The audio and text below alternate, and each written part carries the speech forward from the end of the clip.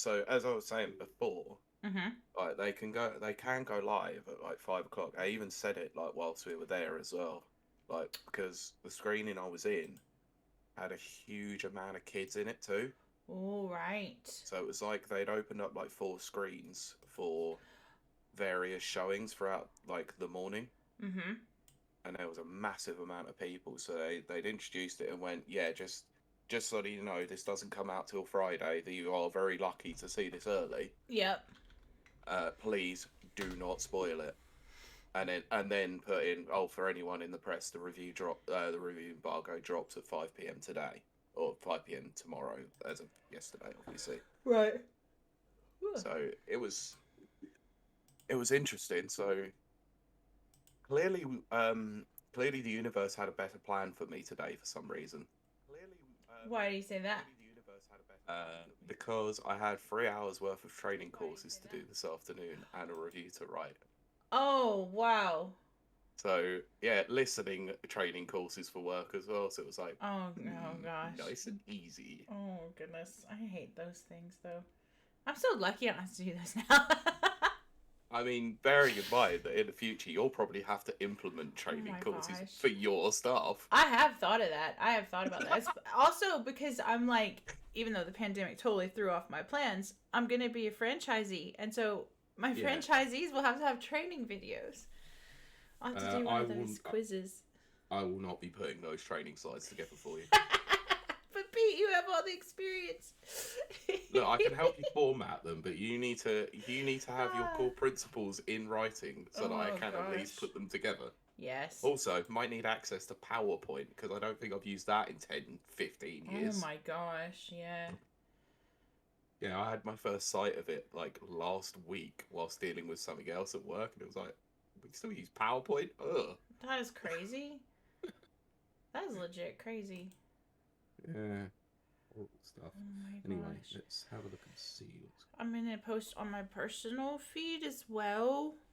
okay. I'm just going to check the levs and then I'll do the tweet and Okay. all that. I'm so sleepy. Brilliant. Literally Literally, forget all what I I'm hear is doing. he's just going, I'm so sleepy. It's true though. Do, do, do, do, do. Watch me totally forget what I'm Yeah. doing.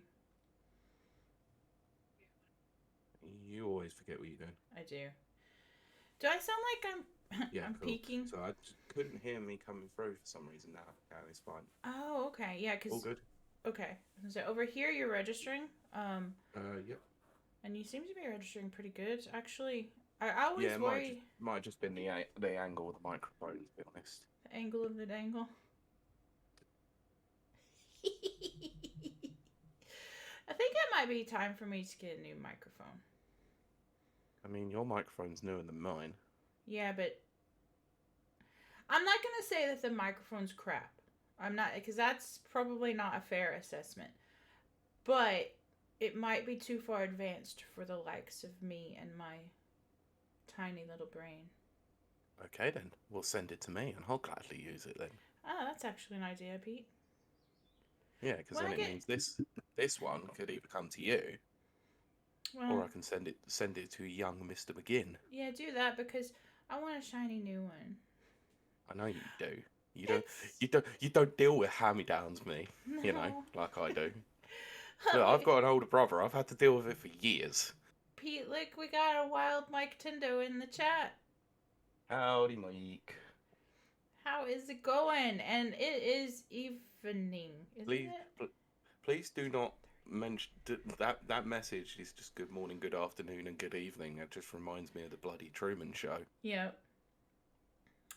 Good, good, not bad at all. He says very good, very good. Oh, I still haven't Good. tweeted out yet. Oh, I've got to do that. That's fine. I'm gonna let you do it, Pete. I'm so tired. Me too. Me too. But So it's fine. I can handle the legwork. speaking of like work, Also because I've got the access to the reviews Twitter, of course. So I started my new gym routine yesterday. I think that's why I'm we'll, tired. we'll have to talk about that in a moment. So Yup. I'm also reviewing a game. Oh, how's that going anyway? I need to live stream it. That's part of the stipulation. So hopefully I will be doing that this week. But it's I don't want to give away my review, but it's very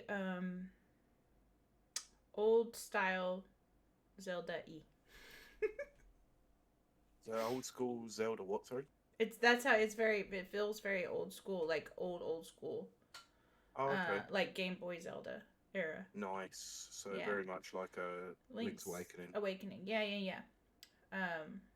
But I mean, that could all change. That's the way of the games. Of course, yeah, it could happen. Alright, short, sweet, and to the point, that will do. I was gonna make a joke. Pete, I may make some salacious jokes tonight. Because I'm very tired. And I don't have... a filter. What's the word? Filter. Thank you.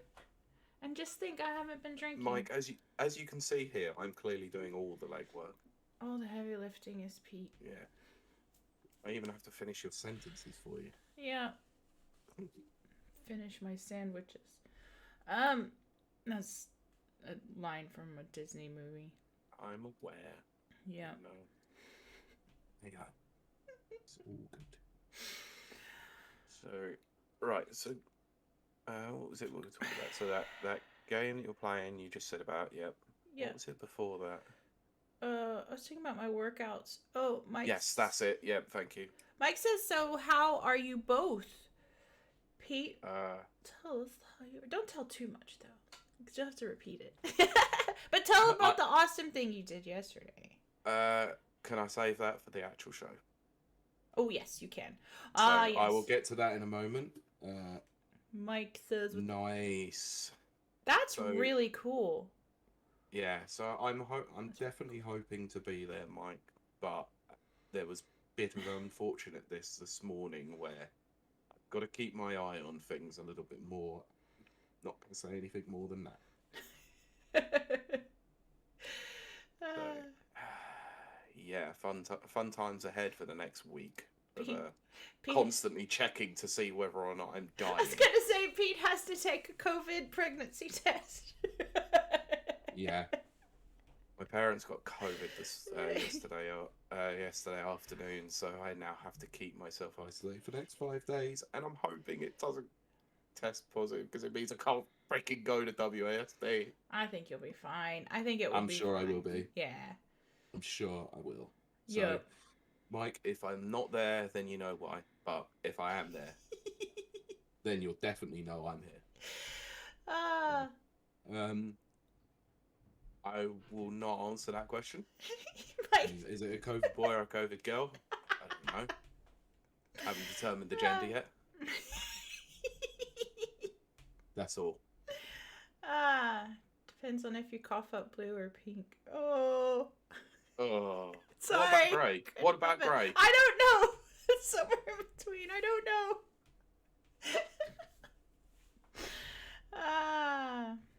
It does suck for you, Pete. It really does. But to be fair, I've done well to dodge it for like 2 years. So I saw a tweet and it hit way too close to home. I'll probably have to retweet it. It said that some Korean doctor said, and the headline was, "If you haven't had COVID in the last 2 years, then you don't have any friends." And I was like, oh, that hurts so much because I haven't had COVID at all yet. No way. Oh, so apparently Charles Pete. Martinet's in Wales next week, so screw WASD, I'll go to Wales. You should get Overlord Mike to track him down. If Overlord Mike was to manage to track him down and get me a personalised message, I don't think I'd pay him all the money in the world. And Kylie, I might need a loan if that's the case. There you go. See, it is a very healthy business investment. I mean, he should have come to WASD. He might even still do. You never know. Might be a surprise guest appearance. I'm going to ask a dumb question. Go ahead. Because it's called WASD, does it only focus on PC games? No. Right. Console games as well. It's just obviously WASD is iconic because of PC games, so I can understand why you've asked the question. Yep. Makes sense. Yeah. But it is actually run by the guy who used to run all the EGX Res and EGX stuff for Eurogamer, so that's pretty cool. Oh, that's very cool. What time is it over in America? What, right now? Yeah. I mean, I know there's like 6 time zones, but 4 actually. Whatever. You think I would know? But 5 hours Eastern, so 7 o'clock. That would be 2 p.m. Okay. Oh, 2:44 p.m. Yeah. So that's not ridiculous. Yeah, so 8 hours behind would be so it's 11:44. Okay, that's a little bit more ridiculous, but that's not terrible. Yeah, I mean, people might be. Be at work in America. You know, That's the thing. work. Yeah. Just depends, really. Is Joe Biden still paying stimulus checks? Oh my goodness. I'm not. Sorry, I broke the one rule about politics. Yeah. Yeah, I broke the one rule. I'm sorry. I'll have to. Never mind. I'm saying no more. I'm seeing how long I can go without bringing up what is on every single tweet in the world today. What, you mean slap heard across the world? Yes. But I'm not talking about Janet Van Dyne getting absolutely obliterated. Yes. I don't know who that is. What? What? The slap heard around the world? The famous Marvel incident? Where Ant-Man slaps his wife? Oh! Janet Van Dyne? Yeah, I got you now. Yeah, okay. I thought you were a comics fan. I am. But... I am. I'm so tired. There you go. Put it down to the tiredness again. Yeah, I thought it was Hank Pym. It was Hank Pym. Oh, he's Ant-Man, isn't he? Yeah. That's what I said, Ant-Man. I'm so It was Hank tired. Pym. You know what's weird? His wife, yeah, Janet Van Dyne. Wasp. You know what's weird is when you mention Ain't Man. I automatically thought of Paul Rudd, and it really confused me. Yes. It very much confused me. I'm not going to lie about that. So I was still trying to go, Paul Rudd, when did he slap his wife? What? What are we talking about? And then, Notorious good guy. Yeah, that's why. His own wife? What? That's where my actual confusion was. No, that's fine. No, I meant the actual comic book, like the comic incident from many years ago. Yeah, there's that led to Hank Pym getting kicked out of the Avengers. Yep. I think we should start the show. We need to start. We definitely should start the show. I'm winding down. But I'm so bored of actually talking or seeing all that stuff today. Like it literally infected my timeline from the very moment I woke up, and it hasn't stopped since. That's why I was gonna let it happen organically rather than bringing it up. I wasn't going to talk about it at all. And then I hopped in the car today with my driving instructor. First thing out of his mouth. Do you think it was staged? I was like... Fine, I have to ask you the question. Do you think it was staged? I can't believe we're doing this. We are a cliche, Pete. I haven't had the chance to talk to anyone about it. Okay, we'll talk about this, then we'll go live. Not live, but you know what I mean. Show. Actually record. We'll do show. Okay. Look. Okay. There's a lot of compelling evidence on both sides. Mm-hmm. What I will say is that... Okay. I'll tell you my real thoughts. Okay. If you mad... And it's my East Texan coming out. If you mad... And you go up to someone... Because they bad talking, bad mouthing your relative... You ain't gonna slap them with an open hand. Mm. Ain't nobody do No. that. And Nah, not they're gonna even... I was gonna make a really appallingly bad joke there, and I won't. Okay, but not even if you're female, you're gonna slap someone with an open hand. if they insult your family, your blood. You're gonna punch them square in the mouth, or the eye, or the cheek. And that's where my joke was gonna be, but saying it in a more obscure and ludicrous way. Okay. And You then... can gather what I mean by that, and that's all. I don't quite, but again, running on fumes. I'll tell you here. off air. Okay. And then for Mr. I was gonna say Mr. The Rock. No, not The Rock. Mr. The Rock. I know, that's wrong. That's the wrong Rock. Mr. Dwayne Johnson. For Mr. Chris Rock to be standing there with his arms behind his back.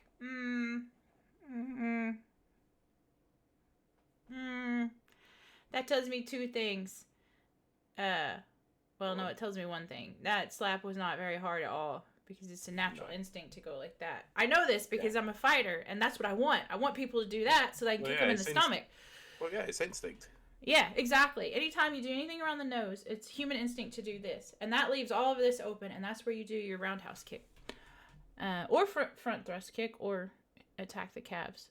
Not calves, the shins. Or that's where you assume the optimal sleeping position and tiger knee someone. Oh, yeah. Oh man. Yeah, that is a really bad joke. I'm yep. But anyway, so no, it's something I saw on Twitter ages ago where it says the optimal sleeping position is the tiger knee. I saw that. Was it Dalit? Who was it? No, it's Sangreef, wasn't it? It was no, Saga. Saga. Okay. See, I yeah, I saw him illustrated in the and the meme. Well, that's where the tiger knee comes from. It's a move. Yeah, see, it's weird to me because the actual move in real life is called a hanging horse. Oh. Weird. Yeah. Ha, Debbie. Also, the hedge is Usually a great sleep. Nice. I'm gonna tell on myself. That's what I do when I'm very tired. Yeah, and put on the spot by Deadbeat, clearly. Yes, I once drank so much one night that I crawled into a taxi. He drove me to my house, which wasn't that far away.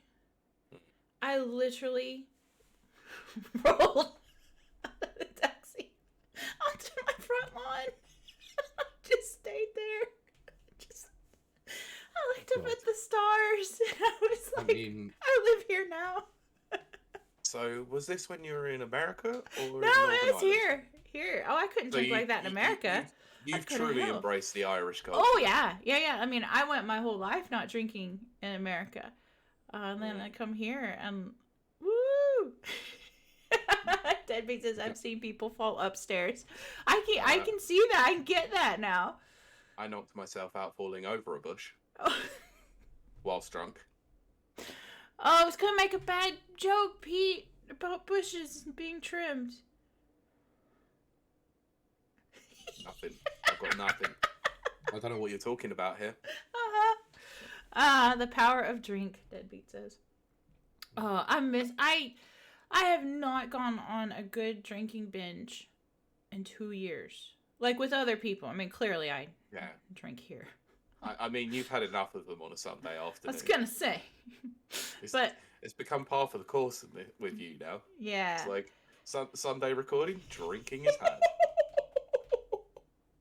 Deadbeat says, Pupus Pete tripping over his own hedge. It wasn't my hedge. It wasn't my hedge. all I'm gonna say is it is like a bad moment from Scary Movie. Oh gosh. Oh my gosh, so many moments. Not saying anything more, you figure that one out from there. Oh, so many moments have entered my head on that one. I'm saying no more, you have to figure that one out. Oh my gosh. I remember sitting down to watch that with a dude. It was the first one, I believe. sitting down, and this is like rural, super Christian America. We can't even hold hands, type thing. And that first scene came up, and I didn't even actually really know how the male body worked totally. I was absolutely horrified. Oh, Deadbeat says had to get your machete out. No, I've just seen it. I don't think I've ever once owned a machete. Ooh, I have, but you have to in Texas. Well, yeah. Of course. Yeah. You're really a rancher if you don't own a machete.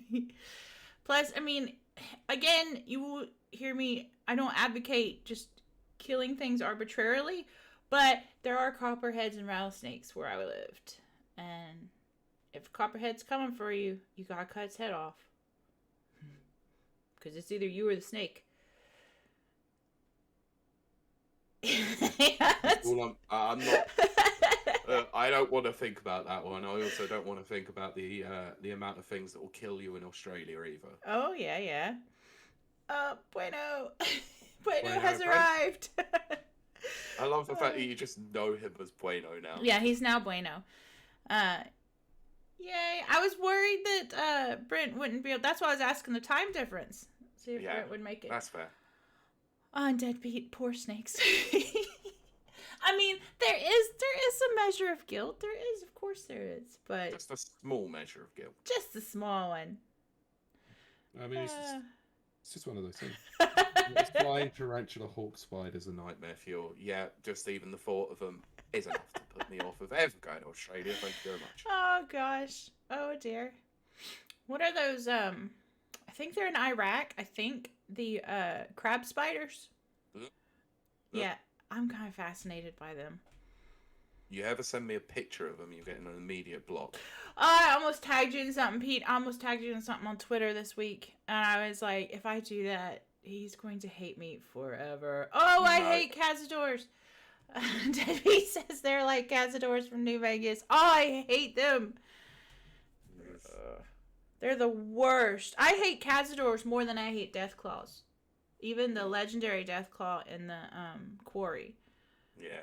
Because those cazadors, they don't stop. And then, if you do happen to kill them or clear the nest, you're still poisoned and you still die. Wonderful. Yeah. Sounds like fun. Or they take out your companions, like, immediately. Yeah. And so it's just you on your own. I'm just trying to work out what I would do in a situation if you ever sent me a picture of something like that. I'd just be like, You'd do I ban throw me. do I throw my phone? Do I break it?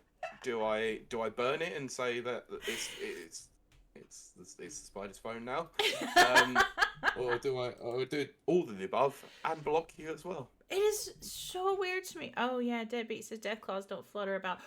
Can you imagine? Okay, several things just occurred in my brain right now. A, could you imagine deathclaws with wings? That would be terrible. And B, did you know deathclaws are evolved from jackrabbits? What? Yes! What the hell? Whatchamadoodle, you know, the ones that dress in all black in Fallout lore. Not Enigma. What are they called? They have the base off the coast of... I can't remember. But they're the ones that dressed in all black, and the president belongs to them and all that kind of stuff. Debbie says chameleons. He thought. I think Sorry, it is. it's I not, think it's not. No, I think he meant that It was descended from. from chameleons. That's what I'm possibly. saying. Yeah. I think it's rabbits, but I could be wrong. Okay. The point I have is, no idea, to be honest. the point is, it's from something from benign. It's very benign, you know. Yeah. And they did the FEV on it, and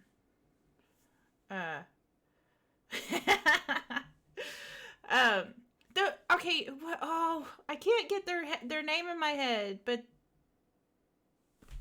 the bad guys that dress all in black and have all the death claws and have the base off the coast. Why can't I think of that? Anyway, this is how long I've been away from Fallout. Enclave, thank you. I couldn't think of them. They're like the major bad guys, Pete. Like they're like the easy, like it's like I've Joker heard the to name Batman. But that's heard I couldn't think of the that. name. But anyway, so they did the FEV virus on them, and did that. And I think it's either New Vegas or Fallout 3, I can't remember, where you get Team Rocket. When you get the Deathclaw that like is like, it's not like your pet, but he's docile and he has like a collar around him and stuff. And then I was like, oh, but I love you, Deathclaw. Yeah. You have to remember how many Fallout games that I've played. What? Just the one. Okay. Well, at least you got Fallout one. 3. I mean, okay. At least you got that one. Yeah, I mean, I do kind of want to play Fallout 1 and 2, but they're on PC Game Pass, but I don't know if that's going to be Too much of a step back. Deadbeats his fake gamer feed.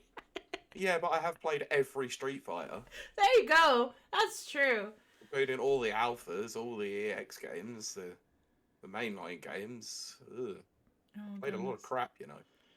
Oh, dear. Yeah, but that's because they license Street Fighter out to everything. Yeah, but that doesn't mean that I touch Fortnite when Ryu and Chun-Li are in there. I refuse that one. Debbie says there was only one good one. Yeah, it was Street Wrong. Fighter Turbo. On the Sega. Ugh. What you mean? You mean that the 3? game? What, you mean 2? Is it 2? So Okay. Street Fighter 2 Special Champion Edition. Yes. And then the Turbo. one where the standard Mega Drive or Genesis controller only had 3 buttons, so you had to press start to select between punches and kicks. Yes, that would be it. How awful! And then you could, but my controller had a turbo button. You could switch. Yep. There's like a little tiny switch, and only on the games it said turbo, and Street Fighter is that way. So you could switch to turbo, and you could hit that far button, and Chun-Li would just go.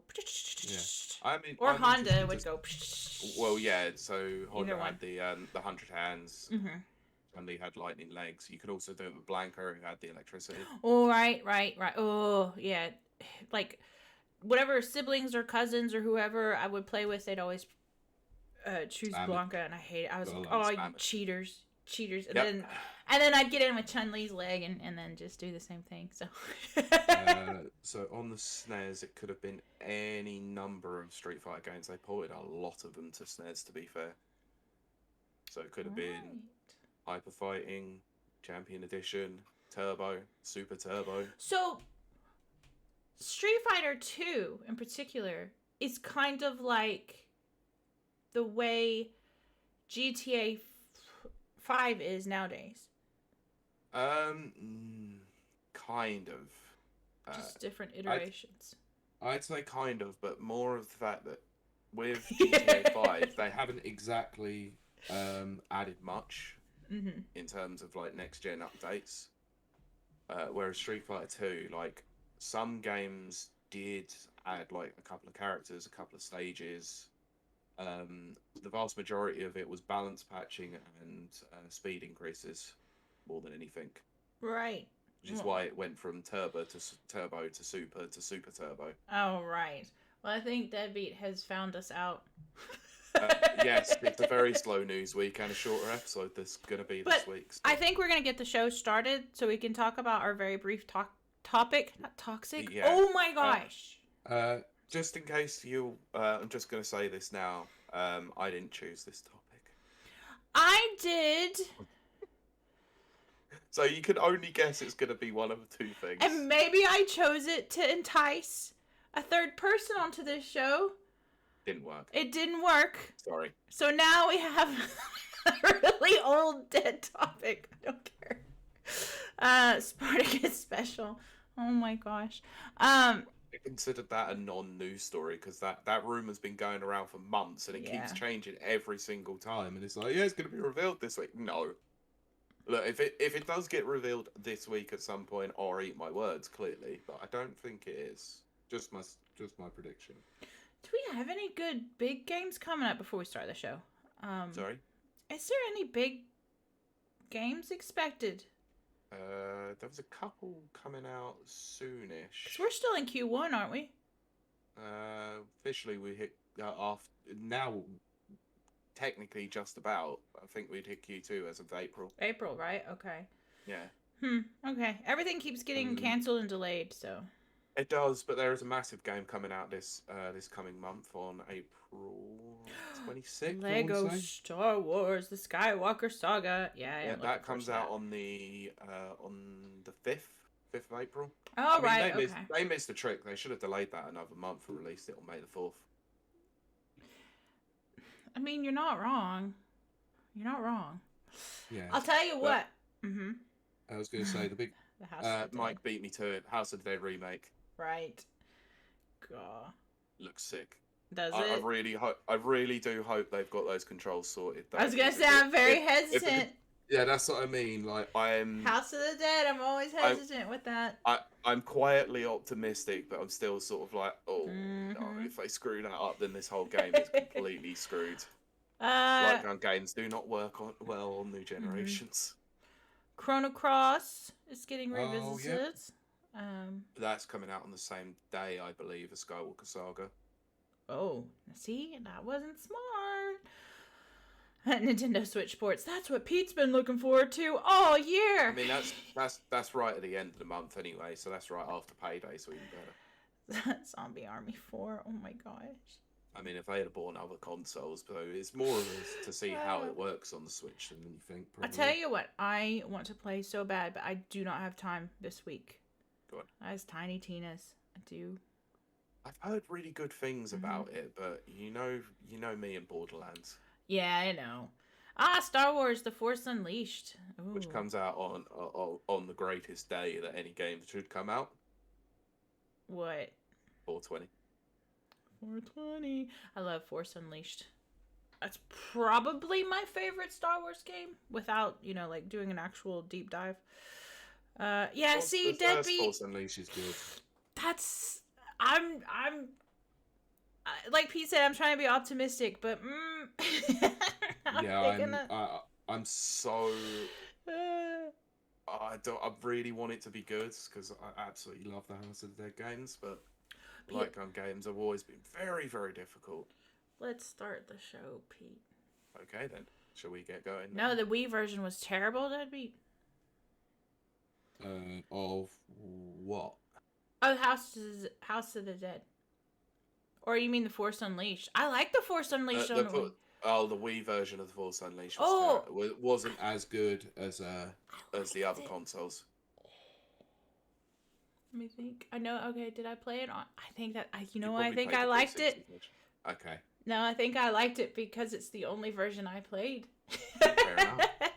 I was going to say, if you ever found House of the Dead on Wii, I would kill you because House of the Dead Overkill and 2 and 3 Returns are amazing. Okay, well, I was going to say, there is a House of the Dead because I remember the... House of the Dead Overkill. Okay. Oh, yeah. Yeah, Deadbeats literally should put it in there. Yep. Gorgasm. Yep. That should be the episode name, except we're not going to talk about gore because I totally dropped the ball this week. But... Yeah. I mean, I haven't even prepared a document this week because it was literally one link and that was all I needed. Yes, like Zelda.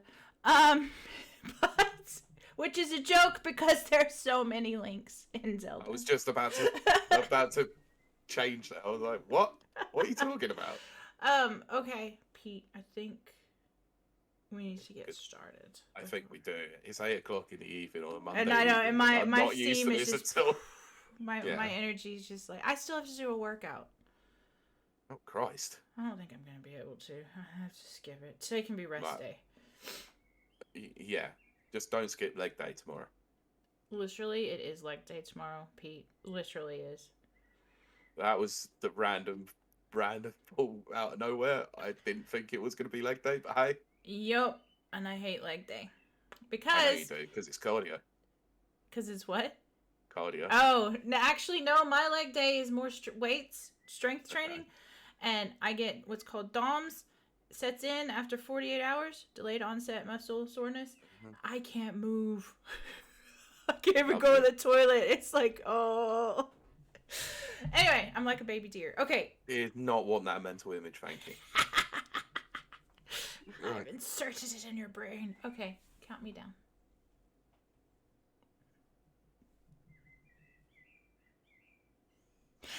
Welcome to Rapid Reviews Radio Podcast, episode 116. Oh, Pete. Oh dear, that's the problem with not putting the document together. Oh, dear. Yeah, Did I do 116. it? Okay. This is episode 116. It is probably going to be the quickest, fastest thing alive. That was Really is rapid. Yes, but that was a Sonic reference. Ugh. He's the fastest thing around. Is it around or alive? God, I haven't heard that since I was like live, 10. I think. But If we're talking about Sonic Underground. yeah, I think it is. so good. Why can't we have stuff like that again? Anyway, so this episode's like super fast because it is 8 o'clock on Monday night.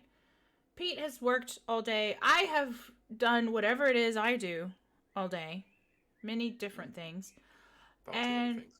Yes, and I'm exhausted and tired. Mm. And I've picked a dumb topic. But before we do It's a that, nice, easy topic at least. yeah, that's for sure. But before we do that, Pete, I want to check in with you. How was your week and your special day yesterday? Oh, it makes it sound like it was my birthday again. I know, right? It wasn't. It definitely wasn't. But it did feel like Christmas came early. Kind of cool. What? Oh, I can make a joke about that.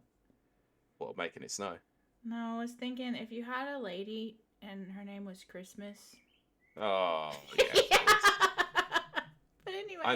I mean, the world is not enough. Kind of already did that. Okay, that was it. Okay, I knew it was in there from something. It was like a dusty joke, like old.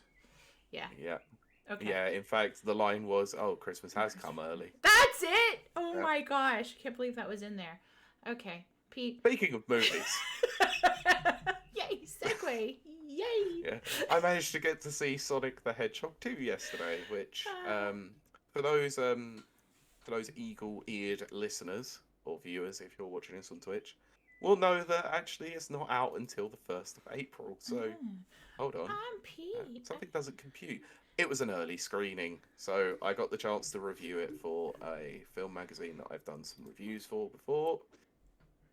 It was an early trip up to London, and I lost an hour of sleep as well, but it was worth it. It was so worth it. 7:30, you said?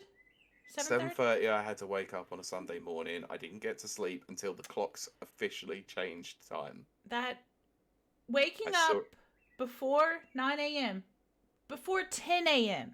on a Sunday should be illegal, Pete. It should be. You should have been Unless you have shaking. something better to do. Well, all right, fine. And seeing Sonic was definitely better than sleeping. Fine. Oh, for you, yeah. Well, for some people, yes. For some people, they may not like it, but I'd highly recommend it. So yeah, that's what really want to come down to is, and then I'll give you a chance right now to plug your article. Where can they find your article at? You can find. I have to actually find. So, Oh, gosh. you put me on the spot here, alright? You have to sell yourself, Pete. Sell. No, I meant I had to actually search the website. So, it is. The review has been posted up on www.starburstmagazine.com, the UK's oldest film magazine. So, That is cool. I will post the link in the show notes. Chloe! She's rated us! Welcome, Raiders! Thank you, Chloe. That was awesome. So, yeah, Aw, so yeah. you can find the review up there. I will post it in the post the link in the show notes if you want to give it a check out. It's non-spoilery. It's relatively short, so yeah. Hopefully you enjoy the read. But I do want to actually talk to some more people about it. Obviously, once the film has gone live, so anyone who goes to see it this coming weekend, give me a shout. I want to talk to people about it. So if you do, cool. If you don't, cool. Whatever. Pete wants to talk Sonic. He wants to talk about the werehog. Oh, I want to talk about all the spoilers. Every single last one of them. I will never get tired of saying the phrase werehog. It sounds like a name for a body part. It probably should be, you know. But anyway, how has your week been? Well, from the little bit I can remember of it, it's been very good. I know I worked out. I know I made a bunch of t-shirts. And That's all I really remember. I know a bunch more happened, but I can't remember it right now, Pete. So, is that alcohol based, or is it just No. through? I'm so tired, I cannot be bothered to use my brain to think about what I did over the week. Mostly that. I Okay. did find out that, my insurance approved me getting consultation on my brain thing, Hooray! which is good. That's excellent news. And then B, what I thought might have been connected to my brain thing, which was my eye hurting and turning red and doing weird things, was not. So. Oh, good. So the overreaction that I had earlier on in the week was clearly that. Yeah. Excellent. It was because I failed in my DIY renovations. I failed to wear my respirator and goggles, safety goggles, and ended up picking up an eye infection. So, public service announcement. Whenever you're doing home DIY projects, be sure to wear your respirator and safety goggles. Yes, and then don't send a message to your friend saying, I think I might be dying. I'm dying and I'm going to lose my eye. I mean, I still might. I mean, there is definitely something in there. But Clearly. Yes. And it's behind my eye. There is a mass behind my eye, but in particular, the things I experienced this week were unrelated. Although the headaches were totally related. But oh yeah, of course. But that's still, a separate thing. But I still had to put up with the back end of it. You know, I'm dying. I've got a tumor. I can't get appointments. I can't do this. Oh, Jonathan! Thank you, Jonathan. Just subscribed.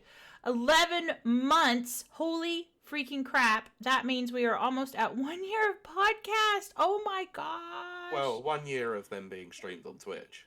Yeah. Well, also. Jonathan's I know 11 months. Subscribed, yeah. Thank you. Unbelievable. Thank you, Jonathan. Jonathan, thanks for joining us. My brain is very tired, so there's lots of nonsense. We have talked about werewolves at some point, and bushes, and rolling out of a car. And asbestos. Excellent work. And I guess we will move on to the dumb, boring, stupid topic I picked. Oh, Jonathan says, help my workday by keeping me laughing, please and thank you. Oh, don't worry. We'll try. Your all dancing, all singing, dancing monkeys. I watched Fight Club, by the way, if you couldn't tell. I love Fight Club. But you've broken the first and second rule of Fight Club. That's right, by doing so. So we will move on very swiftly. Moving Taylor swiftly on. I am so tired. We are not going to be on much longer because it is 8 o'clock at night, and Pete, even though he has to work from home, is going to work tomorrow, and I am going to make who knows what tomorrow. I have to check my order queue. Probably hoodies. Well, I was going to say, definitely not making a new hole to plaster over. I don't make holes. I'm not gonna. Okay, no, I'm gonna be good. Right, I'm gonna be good because this is anyway. We'll recorded. Move on. Yes. Do you want to introduce this at least before I start talking about it in depth? Yeah, I'll briefly give us a rundown. So people know that Debbie, I have a file to send you. You're gonna love it. I've got to send it to you this week. I meant to send it to you last week. Anyway. Debbie, I will post a message to her on Wednesday saying make sure you do it. Yes. I'll chase it up. Yep. Because she won't do it otherwise. I will. What was I saying? You're introducing the story. The topic at hand. So I am a Destiny fangirl, as not a lie. I have not hidden that. And I was saddened and mystified to find that Sony had purchased said Bungie, who makes Destiny. And yes, I'm a Bungie fangirl. And a Bungie apologist, turns out. Well, in much the same way that I am with Capcom. Yeah. It's a horrible situation to sit in. You want to really desperately hate them, but you can't. I can't. I just can't. And I'm trying, and I can't. But anyway, so Destiny has a huge community. They're very, very much community oriented. Bungie's very community oriented. Obviously, where Destiny's concerned, and it's true. But anyway, so they've always embraced their community. They've encouraged like videos about like lore videos and Rate My Fit, where it comes with your customizing your character, and they even have a fashion magazine based on, you know, characters and stuff. Like yeah. And they're just very like interactive with their community and stuff like that. And some people were kind of afraid that was gonna go by the wayside when Sony purchased them. Well, lo and behold, was it 2 weeks ago now? It's like a week ago or 2 weeks ago. Leave a couple of weeks ago. Major major Destiny like contributors, like creators, content creators and stuff like that started getting copyright strikes. Just bam, bam, bam, bam, bam. People who have been creating content for years and were big names known to Bungie employees themselves, just strike on their YouTube videos that had like millions of views, you know, like 15 million views and stuff. And then YouTube starts taking them down. Well, come to find out, everyone's first thought was, oh, Sony is struck again, because Sony is notorious for doing that. Yeah, I mean, if you go back to obviously when we discussed about the leaks for The Last of Us Part 2, there was a story that came up where, and I don't know why I'm struggling to remember the name of the company that they used for it, but there was an external company that was used to copyright strike anyone who was talking about the leaks, let alone showing them. And we even got it on one of our videos. Yeah, it was on the YouTube video. We got we got flagged for it, and I appealed against it, and it never came, and they never pursued it any further. So, well, this specifically under the words of "this is fair use." Yeah. Well, this seems to be another case of that. So I have done the light filling in. Pete is here to do the heavy lifting as my brain slowly rots and dies. Yes. Fades into the universe. I'm going to take us through the statement that was put down on the Bungie website. So this is a blog post that says, I think it's called This Week in Destiny, isn't it? As Twab. They usually do. Yeah. Yeah, Twab. So they had a load of things that they were obviously talking about. There were some balance patches, some stuff about music they were talking about. It's later on down the blog, but they have a very specific section where they're talking about takedown clarifications. So they obviously have seen this going on and have decided to release a statement in regards to it. So I think we'll cover it mostly in full. There'll be bits that we can obviously pick out here and there, so I'll just go over it, and then anything you want me to stop and we can have a further discussion on, just go. Okay. Let's talk. All right. So over the past week, we have noticed an escalation in strikes across content creators in the Destiny 2 community, both big and small. And while some of the takedowns in the past have been legitimate violations of our established standards, many recent strikes were issued for content that does not violate these terms. This prompted us to release the following statement on the official Bungie channels saying, "We are aware of a series of copyright takedowns on YouTube and we're actively investigating. This includes content on our own Bungie channels." What? Yes, that's. I mean, I've read this already, but it's still absolutely shocking to see that that's Bungie's what prompted own channel got done. Yeah, that's what prompted me to even bring this topic up.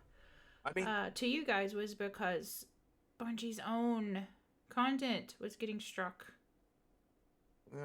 That is very, very unusual, obviously. But I mean, as the IP holder, they can clearly fight it.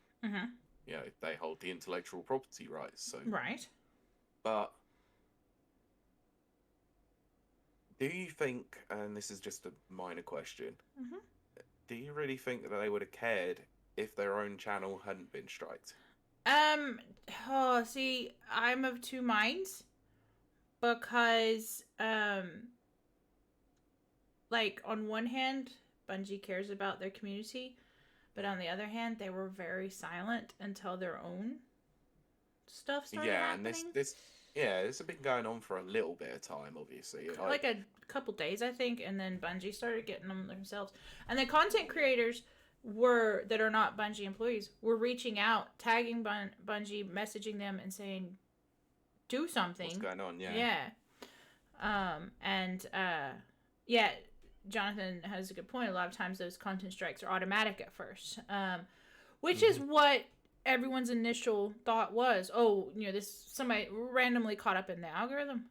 I mean, we'll get into obviously the instigator of what happened later on, but I mean, it wouldn't surprise me at first if it did feel like this was all being done by bots, because this is normal. I mean, well, I would say it was definitely do you remember when we put a video up of one of the podcasts and I included the tiniest piece of music as the Final Fantasy music, wasn't it? No, it was when I used the clip from The Simpsons where he's sitting in the waiting room and it's the radio playing as a little Spanish flea. Oh, that's right. Yes.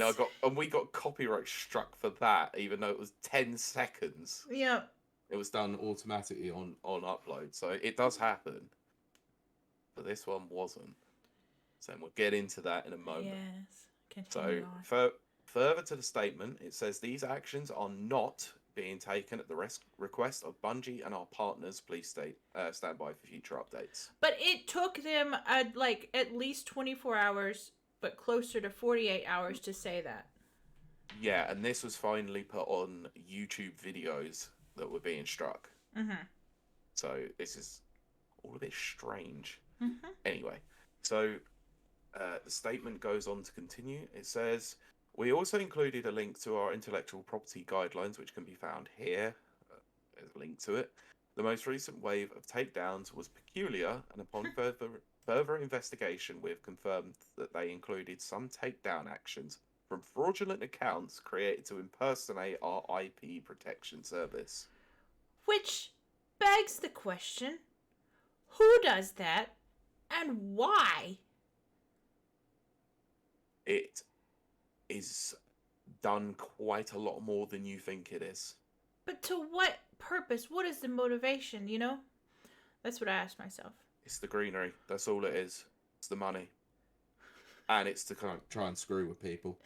See, they're trolling. Deadbeat says, and I would. Therefore it's proving funny. the point. Jonathan says, sorry, I was drunk that day and just clicked a bunch of buttons on the computer panel. Yeah. So it's just, to me, it's just weird. There are bad faith actors out there who clearly do this kind of thing to either rile up a community, gain some extra monetization through the copyright strike system to try and prove their intellectual property, or to completely screw over a creator out of ad revenue. Yeah. I guess it's... Yeah, I remember when all this stuff first started happening, like the whole IP takedowns on YouTube, which is like a few years now. There was a particular company, it was a third-party company, I can't remember who it was, but they made money, like, they didn't do this on behalf of anyone, and they would send cease and desist letters, and it was kind of almost extortion, but it was legal extortion, and they were like, well, if you pay us $500, we'll in this, whole cease and desist thing. And they made tons of money. And it was legal. It's crazy. Yeah, it's sort of like the same instance as when people who are like early adopters to social media, who will gain like a really unique username, and then they get like, they have some terrible things happen to them if they ever refuse the buyout from people. Like getting doxxed, swatted, and stuff like that. It's absolute bonkers what kind of thing happens on the internet with people and usernames alone. Was it Google? And chat, you correct me if I'm wrong. Pete, you correct me if I'm wrong. But wasn't it Google who accidentally let their renewal lapse for like an hour or something? And someone dropped in and bought it. And then they had to sue to get it back. And they won. I think it may have been Google, but I can't. It was a powerful company like that, with that kind of, esteem, that kind of pull, because they were like they did it, Yes, January 29th, 2016. That's crazy. Wow. An Imagine. issue for Jonathan. There's clearly. a Verge article about it. Oh, thank you, Jonathan. We'll have to give that a read then. Yeah, Find out definitely, a bit because more. that really showed me just who has the power, you know? Yep, that was it. $6,006. Why that specific number though? Because it says Google. It says Google, and do you see it, Pete? Do you see it? I do. Ah. It's late. It is late. It is late. Yeah. And it's late. Uh-huh. I'm so tired, Pete. Oh, Nana's not here to do our clips. Anyway. Yes. So the statement continues. Google has confirmed that the accounts that have submitted fraudulent legal requests to YouTube have been terminated and will no longer have access to Google products. I mean, if you're putting in fraudulent copyright claims, then you probably deserve to be kicked off the platform, to be honest. Yes. If they're fraudulent, yeah. But that's not to say that there aren't people out there who are using and abusing the copyright system to their own gain a lot. But we'll go into that a bit more in a bit. Right. Okay. I have to agree with that, Jonathan. It says in the dictionary, under distraught was just my face. Yep. Yep.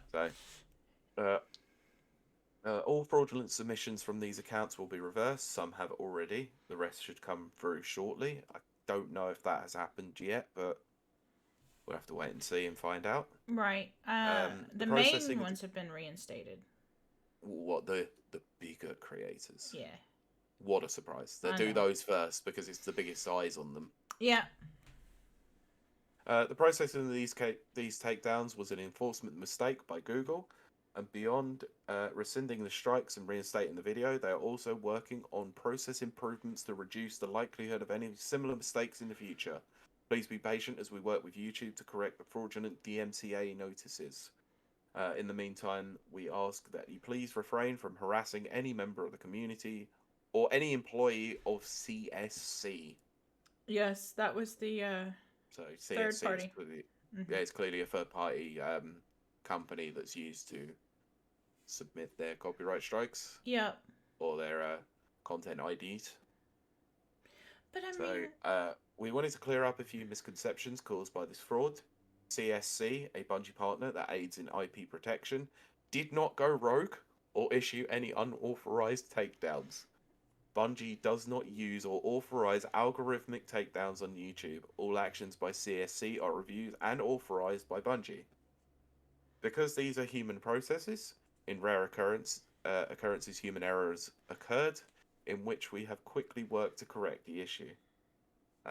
Bungie investigated the claims of suspicious takedowns and found that several strikes were perpetuated by a bad actor that is not affiliated with Bungie or CSC, but who has impersonated CSC by falsifying lookalike email aliases. This attack occurred after and possibly in response to a recent set of authentic takedowns of OST uploads. Yep. Now, original soundtrack uploads, I think, they're weird when it comes to YouTube's copyright system. So I'm not surprised that they have been struck by that sort of thing. Yeah. I'll tell you this. Have that on videos of like gameplay as well. Like, I know this sort of thing does happen on Twitch as well with streams and that, where streamer modes are now becoming a thing on games, but I've never seen this sort of thing be a problem to Destiny and Bungie before in terms of the soundtracks. Well, I'll tell you personally what has become more of a deterrent for me to listen to soundtracks and other things. It isn't so much the DCM made takedowns. It's the dadgum non-skippable ads. Yeah, terrible. What the heck, YouTube? What the heck? I know. And that's why I was incredibly glad when they added the Sonic Mania soundtrack to Spotify finally. Yeah, well, I mean, it is weird. how that does seem to be happening. I'm starting to use Spotify more and more, and YouTube less and less. I think if Spotify added a video element, all They the do. Do they? Mm-hmm. Oh, Jonathan says, side note, the Tunic soundtrack is lit. Yeah, it looks so cool. I don't want to listen to the soundtrack until I've played the game, and I'm going to be playing it soon. Yeah, it's too cool. Okay. Also, no, I'll mention that at the end. But, so going back to the point you did say about videos, they do have video podcasts on there, but I will not mention the name of the person who currently has a video podcast on there. Yes. I think you can guess. Yes. Well, I don't know. YouTube, I want to say it's not long for this world in its current life, its current iteration.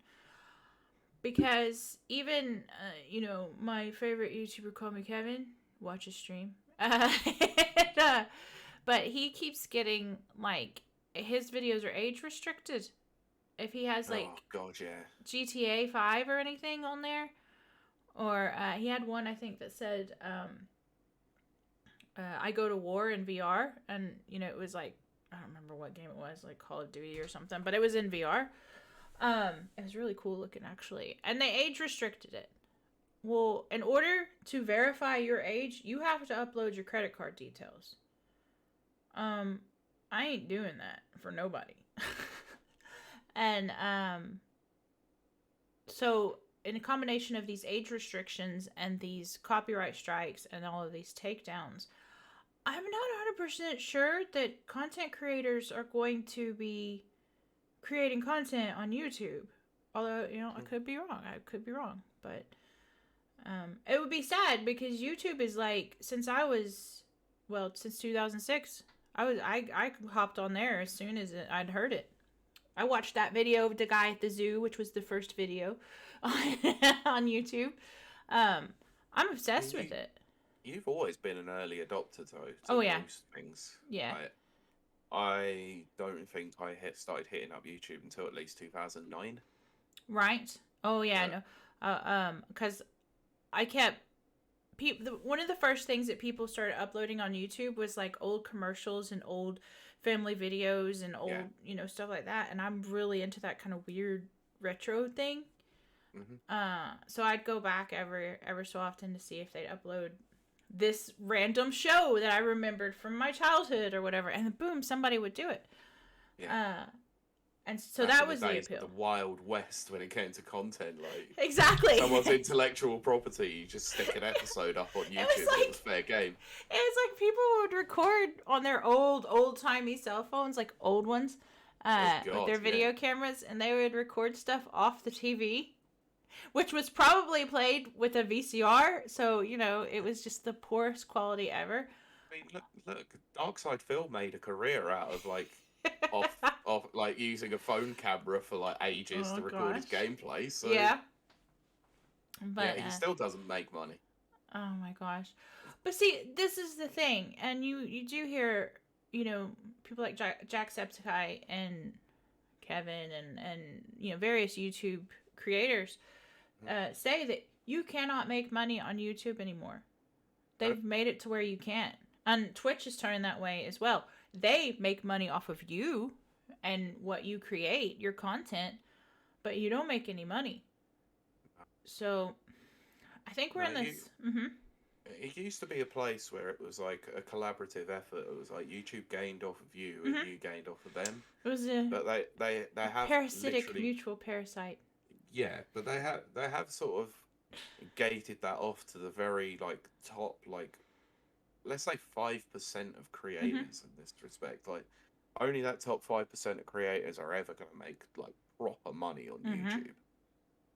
And you have to be pulling in like stupid amounts of views and stupid amounts of subscriber growth each month to be able to justify it still being a career. Yep.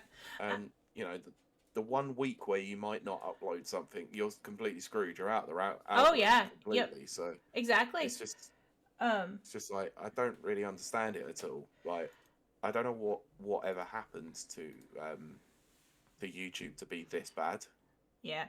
Actually, Jonathan says DVD came out in 1997. Not sure we were still recording on VHS in 2004 or whenever you said.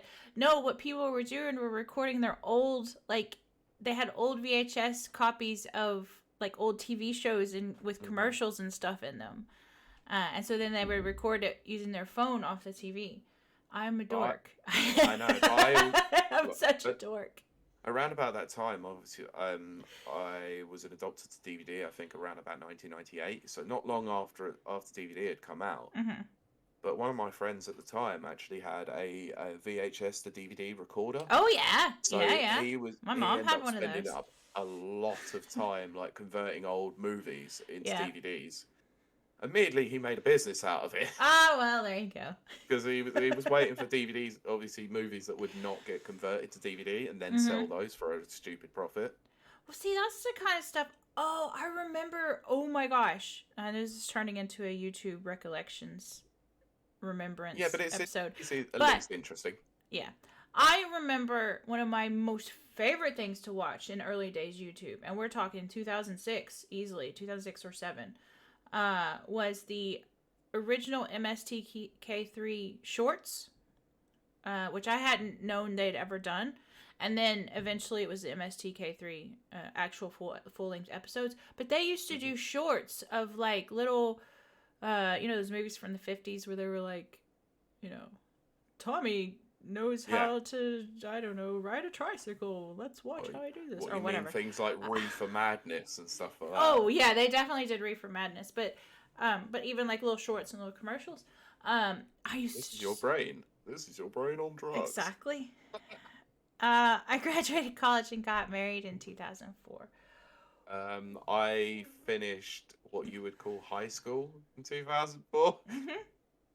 See, Jonathan, you're not too much farther ahead than us. Either that or we're much further back. We can always make the casual observation that is made every single time. Yes, Kieran would have been 4. So... It's barely alive.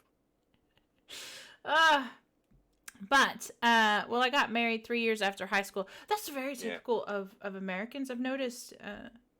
Because in America, or at least in Texas for sure, East Texas, if you're a female and you're 21 and you're not married, you are an old hag. And nobody wants you.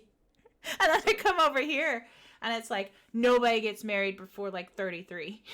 Oh, I got tackled and bound up by Lee. That's so romantic. What a casual consented kidnapping. So romantic. Right. Moving on. Shall we? We'll carry on covering this statement. Yeah, we'll finish it out. Yeah. Some word soup by Bungie. Word salad. So, yeah. Most of the recent takedowns carried out by us were for uploads of the original soundtrack OST music content. Well, it's not permitted to take a soundtrack we release and upload it to your channel. There has been feedback from the community about the desire to access music that is not currently available. Mm-hmm. Our audio team's main priority is creating and maintaining the amazing music in the game. I have thoughts about it being amazing. It's good. I love Destiny's music. Oh my gosh, Pete. I know everyone's got different tastes. Nope, I missed all of that. It did not register on the mic. Oh, I said... I probably yelled too much. It seems to cut me off when I yell too much, so woohoo. I said that I love Destiny's music. That's fair. I mean, each their own. I didn't find it like amazing. Oh. I did find it mostly enjoyable. But I couldn't see myself going out and listening to it like outside of the game. Oh my gosh. The whole Beyond Light soundtrack, it just gives me goose pimples. I was gonna say other things. I'm not gonna say that. Yeah. I mean, I was watching a Skill Up review, and he had loads of Destiny music for Witch Queen, like in his review. And the music is good to listen to, but it's not like not necessarily my kind of thing to listen to outside of the game. It's very good game music. I was saying, like you said, everyone's different. Yeah, but then again, like I've abused the Scott Pilgrim soundtrack more than anyone there I you know, go. and gotta love that bleepy goodness. Yeah. Deadbeat actually has a good point, believe it or not. Takedowns always make me think of secret security rather than nerds. It's because, oh man. And then referring to soundtracks, it's no Hades or Doom. Doom soundtrack is so top tier. But, Doom soundtrack slaps. yes. It's fire. It's lit. But. No, I think you just missed the point on what I just said there. You said it slaps? I slaps bass. Oh. It's a technique of bass playing called slap bass. Yeah, okay. Yeah. And there's a lot of it in the Doom soundtrack. Yeah. Man, I need to put the Doom soundtrack on my workout soundtrack. Anyway, so, Jonathan did it. Jonathan he got it. He got there first. We had a discussion about this, of how it was gonna enter the show, and Jonathan says Will Smith slaps too. Well, after Deadbeat says it slaps ass. But Will Smith slaps too. Jonathan broke the cherry. I'm now trying to think of how they would reveal Will Smith as a fighter for Smash Brothers. Oh my goodness. Oh my gosh, Pete. Will Smith slaps in. Somebody's got to do that. I know someone is bound to do it. Oh gosh. Someone's already mocked it up with the Smash Brothers Melee event, like yeah, as well, which was a good one. I've seen so many memes today, and I've lost track of all of the good ones because most of them are terrible. And people are like, "Oh, all these memes are distracting from the real tragedies in the world." Look, sometimes we need distractions. I like memes. Yeah, so the ultimate distraction. Yep. But jumping back to my point, before we wrap this up, we'll wrap it up pretty soon. Soonish. Deadbeat was saying, takedowns always remind me of secret security rather than nerds. That's actually a good point. I mean, I get that AI has a lot to do with it, but a lot of these companies that are doing these takedowns, they're not. It's very clinical. Mm. It is almost robotic, even when they're not robots. And I don't know why that just is weird to me. It's like, dude, have you ever even heard the Hades, soundtrack? Have you ever even played, and yet here you are trying to take it down? I don't know. It feels weird and weirdly distant, like these people up on a hill somewhere going, you can't have that, and you can't have that, and you can't, Yeah. I don't get it, to be honest. It would be so much easier if the artists themselves actually turned around and went, I'm more than happy for this to be shared on a soundtrack, or on YouTube or things like that. Here's the thing, Pete. Here's the thing. Soapbox. Okay. Yep. Go on. I just remembered that I am a content creator. The form, well, yes, but I mean specifically in the form of fiction novels. Yeah. So I have IPs. I found one of my novels being shared through a torrent service. Lovely. Via Russia, actually. Because I actually have an AI robot that does look for my content.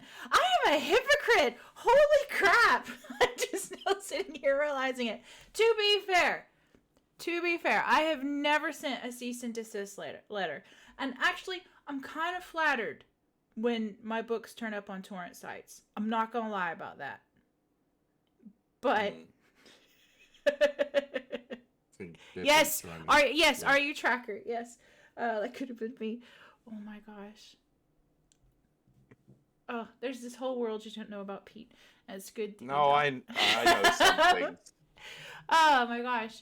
There's so much, like, my brain is just tonight. Like, I really want to talk about... No, we're not going to talk about it. Okay. But the guy who invented the Silk Road is still in prison. You mean Ross Ulbricht? Mm-hmm. Yeah, that's disgusting. I don't know why he's still in prison. I don't know why he's in prison for life. Now, he should have got something. You shouldn't be creating a vessel that, Well, we all went know into, Yeah. But But we know why he was there. If you don't, then just exactly. watch the movie. Don't watch the movie Silk Road because it's absolutely Oh awful. yeah. It is disgracefully bad. Just go and listen to the Darknet Diaries episode of a vessel. the Silk Road. 'Cause it's Excellent. amazing. Deadbeat in with the next reference. A vessel of love. Okay, look. God, this episode is just everywhere. I think I'm calling this Vessel of Love now. I think you should, Pete. I think you should. Will Smith, look, what you did not do. Look, you did a hit. You did do a hit. But I don't think that. That's saying the least. I don't think that you slapped love into Chris Rock.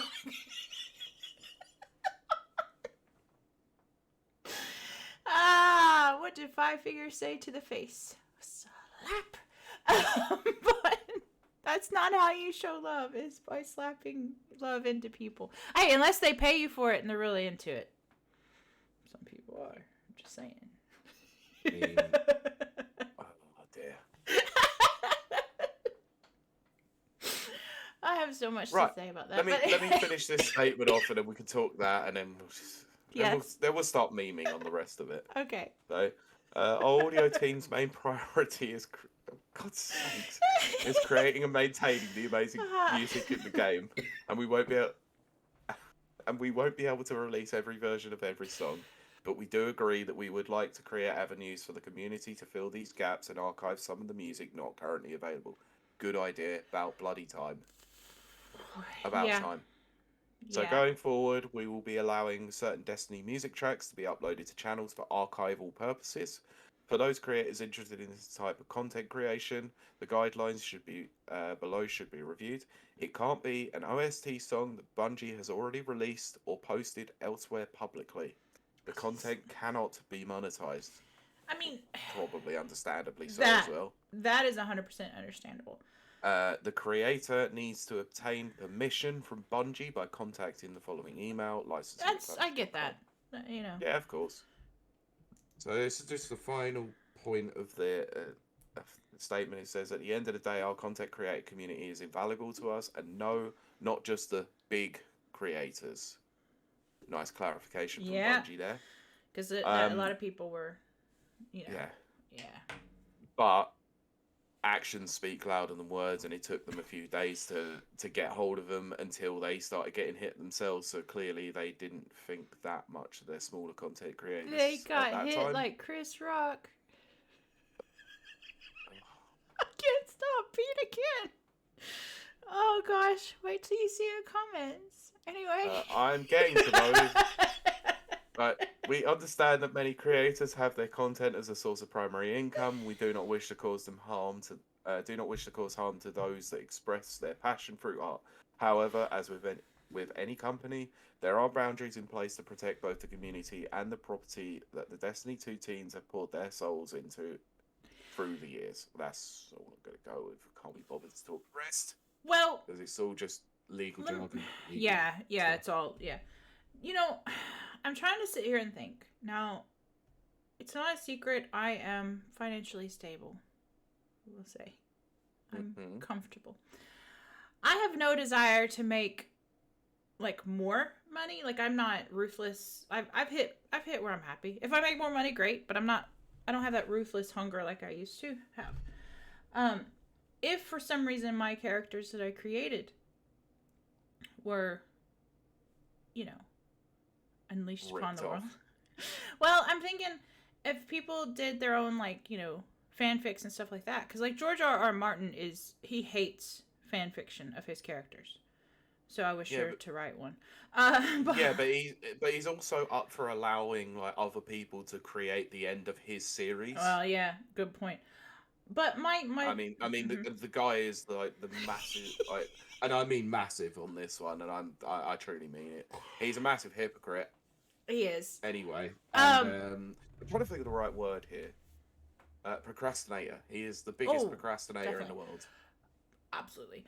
But I'll say this one thing, and then we're gonna go to chat, because chat is hilarious and it's cracking me up. It is.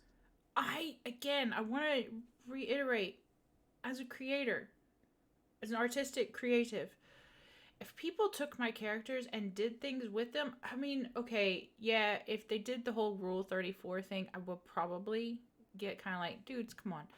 But like, if they just like did deep dive lore on them and all this, I would be so flattered. I would be like encouraging that. I would be like, yeah, let's go. I mean, you say about the Rule 34 thing.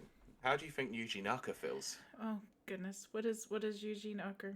Yuji Naka, the creator of Sonic. Okay, yeah. I mean, the most Rule 34 like video game property of all time. Not gonna lie, the Rule 34 where Sonic's concerned, just the fan fiction that was out is the first time I ever knew about fan fiction. A lot of people, it was Harry Potter, that crazy Harry Potter fan fiction, but I'd never read Harry Potter, so I didn't do that.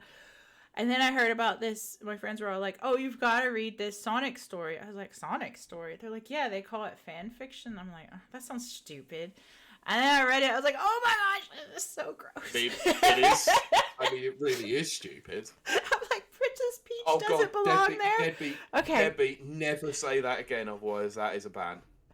I'm joking. Wait, go back. He said the Balan guy. Oh goodness. Talking about Balan Wonderworld. Wonderworld, yeah.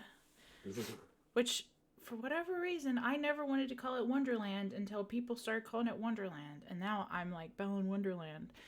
I now like the thing that people just call it the wrong name on purpose just because it was that poor. Like, people, rather than calling it Balan Wonderworld, are calling it Balon Wonderland, and it's like, yeah, okay, balloons. I can get on board with this. Well, he also put the Billy Hatcher guy, and that's a bit more understandable and a better reference at least. Is that who created Balan Wonderland? World? Wonderworld, yeah. Yuji Naka went on to Square Enix to make Balan Wonderworld. He's now got fired, or he left, or whatever. We don't know. Never know. But yeah, he ran Sonic Team for a long time. Pete, you want to roll back the credits? Yeah. Yep. Jonathan put, "Are we making a Will Smith OnlyFans?" Can you do OnlyFans? I can't believe I'm doing this in the show. This is usually our after show, so you guys are privy to this, our listeners. But can you do OnlyFans that don't have naked and sex stuff? Yeah. Because I thought about, like, when I lift weights and stuff, I might do that. But then I'm like, I don't want like, gross people. Yeah, you can do OnlyFans that's safe for work content. Not that anyone would pay for it. You never know. Oh, not safe for work, you mean? Yeah, okay. Yeah, nobody pays for the safe for work content. Yeah, I can't do the other. I mean, look, people got to make their side hustles. I don't judge anyone. It's just not my side hustle. Yeah, I respect the hustle, just not for me either. Yeah. I'm also not a simp that pays for it. I sometimes wonder, like, if Kevin offered paid content, and he does. Oh, I know you would. But I still haven't done his Patreon, which I should. I have nothing against it. I love Patreon, and yeah, I still haven't, because I don't know. I feel like, would that make me a simp? And then if I was a simp, is that bad? You know. I mean, you're already simped hard enough on the show for him. I do. So, what's the difference? Yeah. All right. Next chat line. Deadbeat put, Joseph Fares was right. F the Oscars. I'm not actually saying the word because it's a work podcast. But it's true. Mm-hmm. I mean that was hot topic a couple of years ago. It was, yeah. And it's still relevant. I would say it's more relevant today. Yep. Yeah. Did you happen to see this, right? Because I saw this on a video that I was watching earlier. Like I said, this has infected everything to do with my day today. Eventually, the viewing figures went up. Yeah. To by 8 million viewers after the first person tweeted about the slap. Yep. 8 million people tuned in just to find out that the Oscars was trash. And some people say it's staged. I don't know. Anyway, next comment. I've got a feeling it kind of was, but I do understand your feeling of like you can't put your hands up, like if it wasn't. Yeah, I like what my gut says, and your guts aren't always right. They're mostly right, but not always. Is that they have planned something, but they didn't plan out any details. They were just like, oh, let's just go with it. Yeah, because those two have been like friends and performing together for decades. Like decades. I'm trying to remember what they've worked on together. Oh, they've worked on. I know they have worked on a few things.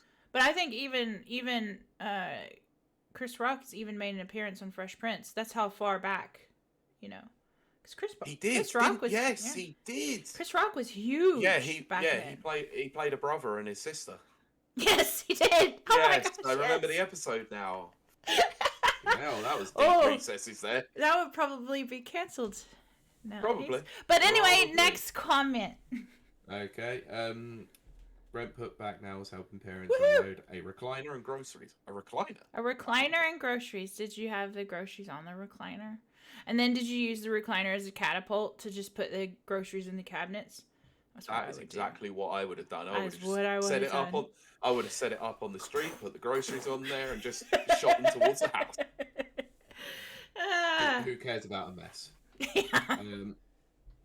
Deadbeat put keep Destiny 2's name out of your mouth. Content creators, that's fantastic. Ah, yes. Obviously you already put those, the Billy Hatcher guy and the Ballon guy. Yeah. Yep. Jonathan's put those would be like only 2 fans. Wow.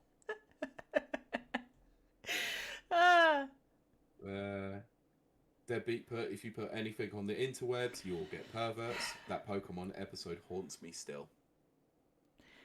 Which one? The one where Team Rocket's wearing a bikini? Because that was confusing to me. It was banned in the US, but I watched it on YouTube. Haha! Look at that! I brought it back around. There are far too many episodes of Pokemon that have been banned. Far too many. But why was he wearing a bikini? Why did he have boobs? I've just seen the cutouts. I've just seen the scene that was cut out. I do remember the episode. Deadbeat's Pokemon. Yes. Oh. Yes. Yeah, that one probably will haunt me for the rest of my days too. I mean, it's a good episode and it was hilarious, and I died laughing whilst I was working. Oh my gosh! Yes, I bet you did get yes. Oh wow, Deadbeat! I didn't even think of that. Well, yeah, you Rule 34 ditto. What were you gonna? What did you expect? But I mean, that's where everybody's brain goes, Not just us perverts. Yeah. Here's your brain. Here's your brain on the internet. It's true. Yes, and I might as well throw this out here on. I know we're recording the podcast as opposed to our after show, but yeah, go check out. What's Deadbeat's letters? What the frick do you want? All those letters. Oh my god. I can't even respond to that comment. It's WTF. Oh my god. What the frick do you want? Just replace the frick with Deadbeat, type your letters in the chat because we're very tired. But you have to see that. You have to go listen to all of his episodes, but definitely listen to the FTWDYW. And then Interrobang. Yeah. I love that. But he then put the Ditto Diddler. Yes, the Ditto Diddler. Which... I mean, that episode title does have a ring as well, but I can't take that one because, wow. No, I think we should stick with Vessel of Love, but I do like Ditto Diddler. Don't cut me saying that. Don't cut that audio. Don't worry, I won't. I think I worry more about the clips that are going to come out of it. Oh gosh. I think we're going to wrap up this episode, but we'll still be live for a few minutes because it's 9:00 at night. Yeah, and I've still got to edit this piece. Oh, yep. So, right, do you want to... I know it was short and sweet, but thank you everyone for tuning in. For real. We appreciate it. Things will return to normal eventually. Next week, this coming week, it definitely will. Yeah. We got something bigger planned for Sunday. That's what she said. But Pete, where can I find you out there in the wild? You can find me on the interwebs, on Twitter at PeteBeckett1, which is spelled BECKETT and the number 1. You can find the Sonic review up and posted through my Twitter account as well, so go and check that out, please. You can also check out Never Watchers on other podcast players as well. We've got another episode due this coming week where we finally finished WandaVision, so yeah, that's the Never Watchers. So, Yeah. Where can they find you if you well, I'm still if you not. wanted to follow you? I'm still not active yet. Also, Deadbeat is making his predictions for next week's episode. But I will say this. No. I will be streaming this week because I'm doing a game review as part of the game review. So stick around for that. Any idea what day you were thinking of doing it? Or have you not decided that part yet? I actually was gonna shoot for Friday. Cool. But I'm not 100% sure on that. So vaguely around Friday. I am hungry. Okay. I'm hungry and sleepy. I'm like a baby. Yep. And I still have to work out. I don't think I'm working out. It's 9 o'clock at night. I definitely don't think you're going to work out. Yep. Anyway. This isn't going to work out. This as in my body is not going to work out. I knew what you meant. Okay, that's going to wrap up this episode. We thank you so much for joining us. To our listeners and our watchers, remember to join in on the fun over on twitch.tv/Rapper Reviews. Hey. Wow, I did it, Pete. I did it. But that wraps up this week's show. So, we will see you and talk to you next week. Bye. I'm not slapping anyone. A little slap and tickle. That's what he should have done. Leaving that bit. I'm leaving that in. Even the delay. I'm leaving it in. He should have, or Will should have slapped Chris and then tickled him. That would have just confused him. No, what would have been more confusing is having Chris Rock and The Rock on stage and Will being stuck between a rock and a rock. Oh, gosh. I've seen so many people trying to make Paper Beats Rock happen as a joke. Oh, I've seen those ones and they're you can't pull that off, yeah. That's See, so bad. Jonathan Paper Beats Rock. See what I mean? Most of them are just like bad. So yeah, Deadbeat trying to predict next week, this coming week's show. Spartacus week next week. Sony bought Capcom and Square Enix. PS5 Slim revealed. It's none of those. Oh, and then Jonathan, PSVR 2 game show. Oh. I mean, even if I was to watch it, I'd probably be sick after 10 minutes. So probably not gonna watch it. You know, that's a VR joke. Yes. Deadbeat's brought up a good point. That a lot of people have. Oh, okay, yeah. Glad I caught some of the show from Jonathan, and yeah, Deadbeat's rock. So Deadbeat put Will would have stayed in his seat if The Rock was up there telling jokes. Yes, he would have, because The Rock is a man mountain. Yes. The Rock can say anything he wants. Sorry? The Rock can say anything he wants to anyone. Yeah, even Vin Diesel. Oh yeah, definitely. I was gonna make a point about something to do with all of that. Hold on, it will come back to me. Well, I don't know. See, I think about myself. Like, how would I have handled that? Now, of course. Oh yeah, because you had a good hot take on it earlier. And yes, Jonathan, he can say whatever he wants to me. But he can say whatever he wants to me. He just throw me anyway. Oh, whoa. Anyway, what were we talking about again? Hot flush aside.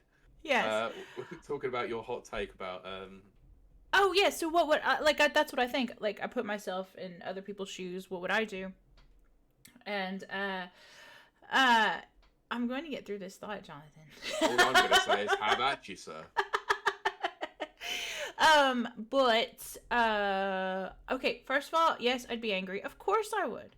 I would be very angry. But I would not have, assaulted him. At least not publicly. I would probably sit it out. And this is a person I know, because don't forget, Will Smith and Chris Rock go back. They're not just like, strangers or, what is it called? People who are not your friend. Acquaintances, that's the word. Type of thing. These people who know each other. So I go up to him afterwards and I'd be like, dude, you got one chance. don't cross the line again. And I would make it very clear, this is my boundary, don't cross it. And if you crossed it, maybe privately I would do something. But not, you know. It just seems odd. I don't know. I don't think, I mean, again, no judgment here. I'm just saying what I would do. Which Deadbeat says, sit your ground, get your award. Until Chris Rock, he'll still be presenting next year instead of getting awards. Oh, that's so good, Debbie. I mean, yeah, it That's would work. so good. Well, that's the thing. Yeah, Will used to be a comedian. And Chris Rock kind of used to be a comedian too. Ha ha ha ha. But anyway, no, Yeah, they both used to be a lot. Yeah, it's I know it's weird. Like Chris Rock recently found out he was autistic, the same autism that I have, which used to be called Asperger's. Okay. Asperger's. But you know that's deemed offensive now, so we don't get to call ourselves that anymore. So is it? What is it then? What's the politically correct way of putting it these days? If you want to go politically correct, it's just ASD. But I have thoughts on that. But anyway, well, yeah, we won't go into those because that could take up a whole show in its own right, probably.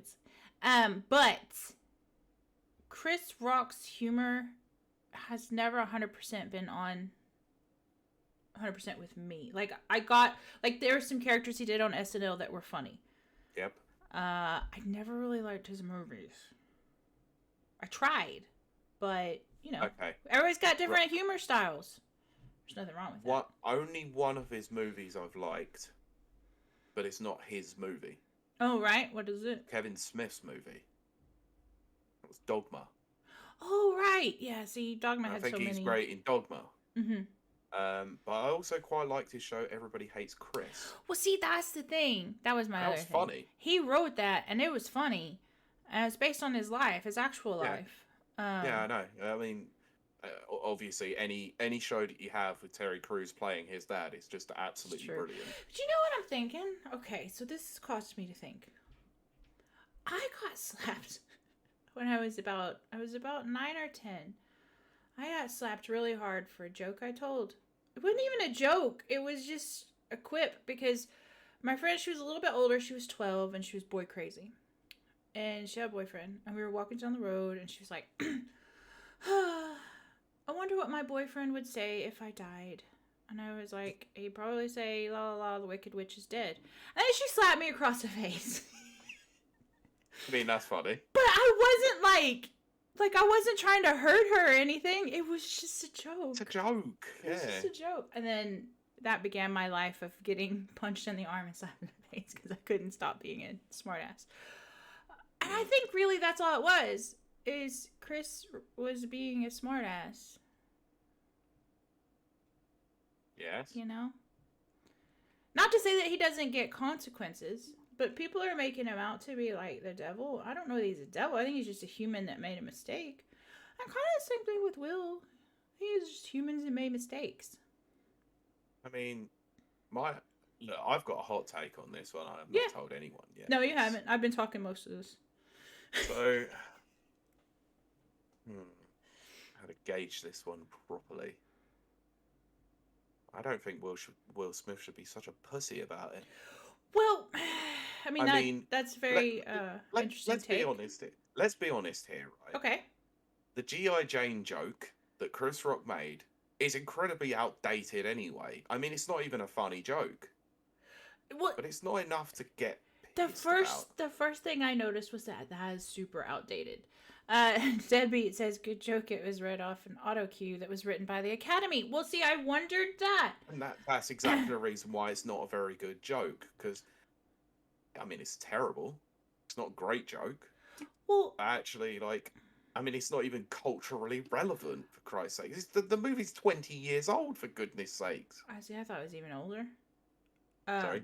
I thought it was even older, to be fair. 1996 or 97, so 25. Oh, right. 25 years old. Well, I'm going to say something that's very ignorant. Go ahead. And I'm saying it because I want to be educated, not because I'm being a jerk. People misunderstand and think I'm being a jerk. all the time. It's my autism. I'm just very, very blunt, and I'm very upfront and honest, and I want to be educated. Alopecia is where your hair falls out. Yeah. A, she still had her hair, so that's cool. But B, is that, I mean, why, and I mean this philosophically, I am not putting anyone down. I am not at all. I want to be educated. How is that a disability? I personally don't think it is quite to the extent that some people were saying online, but because we all people know say Twitter, that you know what the Twitter mob are like, though. Well, people keep trying to tell me that I'm disabled, and that pisses me the fuck off. I'm not disabled, you know. And some then people clearly some people consider it a disability, some people don't. Right. I don't. I personally don't think it is, but I mean, it's a disease of sorts. Well, that's the thing. Like, if there's anyone out there listening to this that has alopecia, get in contact with me, because I would like you to educate me on if that's, is that a disability? Because I'll tell you right now, I don't see my autism as a disability at all. In fact, I think it's an advantage, but some people would say I'm a bit arrogant that way. But I mean, that's down to your interpretation on it, really, isn't it? Deadbeat says it's a disease, something outside of a person's control. Right. Now, see? Yeah. Yeah, I can see that, because I'm thinking about my autoimmune disease. Yeah, of course. I break out. I don't anymore because I've had major, massive surgery. So if you ever see me and I'm posing and I've got scars, it's because I've had massive surgery. But I broke out in pus, open wounds that leak pus. Yay! See how sexy I am? But I don't see that as a disability. But I know other people do see that as a disability. Other people with my disease. It's a very weird thing. I'm starting to think that disability might be philosophical. But again, I'm just playing with ideas. I'm not, I'm always happy to be corrected and educated. I mean, I personally just don't like this mentality nowadays that we're living in, where deadbeat, where none of comedy is where it is become a protected characteristics you can't make a joke about. I'm sorry, but I'm in the school of thought that either it's all okay or none of it's okay. See, here's my thing. Because again, I'm trying to do put myself in. I don't believe in censorship. First of all, no, I don't believe in censorship. Number one, you'll never get me off that argument. I do not believe in censorship. But two, if people make fun of my size, and people do, I'm a very large woman. I'm a 6 foot tall woman. That's not normal. And I lift weights, and so look at my hand. It's big. So people make fun of my size. Mm-hmm. Like, I think that they deserve my wrath. Mm-hmm. I don't believe that they should be, canceled or whatever. But I think that they should deserve whatever consequences I choose to inflict on them. If that makes sense. And like Deadbeat says, always punch up with comedy. Right, exactly. So Chris Rock was not punching up at that time. Again, whoever wrote the joke. So again, I'm not saying Chris Rock should be censored at all. Never misunderstand me. I do not believe in censorship. But he should not be free from consequences. Yeah, but I this is where I have the problem with it, is that the consequences now are going to be a lot more severe rather than the social consequences of Chris Rock's a dick or things like that or whatever, like he's an idiot. Now he's probably going to lose his job over things like this, and that's where I have a disagreement with it. See, but I don't know. I'm a big believer in consequences. I say that, and yet the people that picked on me in school, they never suffered consequences ever. They didn't with me either. But I think consequences are important. Yeah, and that's why I make the distinction of social consequences in that respect, like not life altering, but the social cues of, you're a bit of a dick for that. Okay. Stuff like that. Oh, that wasn't very funny. Stuff like that. Not like, oh yeah, I'm just going to completely ruin your entire life over it. Yeah, well, Jonathan makes a point. If someone else wrote the joke, I don't think he should be responsible for the joke, but who knows who wrote the script? That's the thing. Nobody's coming out and being like... Nobody will. Yeah. Nobody will. It's a very weird... Hollywood's a very weird place. Look, let me take this instance, right? And sit there and go... He's damned if he does, and damned if he doesn't, right?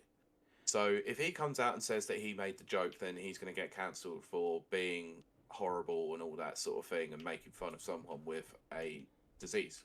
Okay? Yeah. I feel better saying now, it. Again, it's not up to me, but disease on the makes other sense. hand, right, if he was to claim he didn't write the joke, then surely it would be cultural, in some sort of respects, cultural appropriation that a white man has written a joke for a black man. Oh, I don't know. That's a whole nother can of worms. But you know someone could make that distinction somewhere. But see, this is where it's very different for me because my brain does not work like a, quote, normal person. Yeah. So it's hard for me to make leaps like that, which I know they happen because I've seen them, but my brain doesn't make those leaps. Yeah, of course. I don't like to make those leaps myself. I don't enjoy it. Debbie says... I know someone will probably do it. Well, I mean, again, it's like Rule 34. If it exists, he does say the script would have been proofed before being aired live. Yeah, absolutely. So there's no way they could get through it like they've had with instances before, with people going off script at the Oscars. Well, let me ask chat, just because I really like philosophical discussions. If you feel comfortable sharing, of course, who do you think is at fault with this? I'm going to tell you how I feel. Because I have a captive audience. Raise my 2 cents very, very quickly here and just say I think both are wrong. Well, it's not too far off from how I feel. I think Chris Rock is wrong for making the joke in the first place. It's in poor taste. Right. Let's just say that. And Will Smith should never resort to violence. Even if it is just an open palm slap and whatever, it's still resorting to violence, and I don't agree with it either way. Well, Deadbeat says Will through and through. I think what I'm gonna say is not usually perceived very well by normal humans, but because I have autism, I have my emotions are separated from my brain, my logic. They're very separated. So I'm more like, he shouldn't have reacted. Me personally. No reaction. You give no reaction, no reaction, no reaction. Now, I know that's not normal for normal humans. Normal humans react with emotion. Of course. I can't relate to that. But I understand it from an outside observation. So for me, I don't think he should have punched or slapped him. I don't think you should have slapped him. But that's me in my shoes, my autistic shoes. And then Brent said, Debbie says, winning an Oscar should have been a socially historic moment for the black community. Yes. Yes. Yeah, not even just that. Yes, like, and it's distracted. It should also have been a huge thing for Will Smith as well, as a person who's had an incredibly long career, finally getting something that he probably deserved in 2006 for The Pursuit of Happiness. Well, I didn't like that movie. I think he deserved it for Ali. But No, absolutely not. That film was awful. Well, Brent says violence is never the answer. Yes. But then I've had some arguments. I've heard some arguments, read some arguments today that have made me kind of think a little bit around that. Maybe no absolutum. I'm not sure. Jonathan. You can't convince me otherwise as a pacifist that violence is ever the answer. I'm a fighter, so I have to recuse myself. I must recuse myself from this. This is where obviously we have very differing opinions in terms of that. I am not a pacifist. That's fine. At all. Jonathan says, whoever wrote the joke is wrong. Yes. I shouldn't add my editorial. Let me read this without putting my editorial in it. Whoever wrote the joke is wrong, whether Chris or the Academy, and Will shouldn't have slapped. But violence comes as words and actions from both sides. Deadbeat says, instead it's going to be smeared by this event. Yeah. Brent says the first thing lost in war is innocence. We're seeing that very clear over in Ukraine. Jonathan says it wasn't a pacifist moment, though. It was a pass-a-slap. Yes, thanks, Jonathan. But, I mean, again, I want to reassure anyone that has stopped by that this is just purely a philosophical discussion. This is not assigning blame or anything like that. It's just... Or trying to cancel anyone at all. It's just wanting to discuss the incident itself. Violent... Deadbeat, you're so spot on right there. You're 100% spot on. I know I wasn't going to add my editorial, but violence, especially from someone as a role model. That's the thing. Chris Rock is not a role model. If we're being very honest, definitely more so. Will Smith is a role model. And I mean, look at his entire career from the very start of when he came onto the scene as a young. I loved him. With DJ Jazzy Jeff. He wore all those bright colors. Bright colors, family friendly, all things that were not associated with rap at that time. And yet he made a career out of it. He then moved on to Fresh Prince and became a megastar. And then, had Independence Day and Men in Black. I wasn't just going to say that, but I was going to talk about his actual first role, which is 6 Degrees of Separation, which is absolutely outstanding, by the way. Well, it's a good script. I mean, it's a theater production. Yeah, it's a fabulous story. And as a first full movie role, he did a brilliant job in it. Considering that Fresh Prince of Bel-Air, he never acted once before that, and went into that and became a comedic actor as a result of it. Moved on to doing huge film roles, become a huge household name. He's had a wonderful family. We grew up with him. Let's just be honest. I mean, I'm happy for him having a great career that he's had. And he deserves. I think he deserves a few more plaudits. Let's not talk about iRobot because that film's not very good, but. Everyone makes bad choices, in terms of I'll tell you it's eventually. not. So it's not an indication of him as a person. He just seems like genuinely a nice guy, and everyone has their breaking point. Clearly, two points. Yeah, go ahead. After Earth is a terrible, terrible movie, and Debbie says he did the Wild Wild West song. I do love that. We don't talk about it. Though. And Millennium. Oh my gosh. Wow. I mean, the music career did go down a bit of a dive after a certain point. Yes. Men in Black's soundtrack is still a banger, though. It's still a banger. Well, I just love the movie Men in Black. I like Men in Black too. It's okay, but Men in Black is like. Oh my god, it's so weird. I love it's so weird, right? Because I've been rewatching Daredevil recently.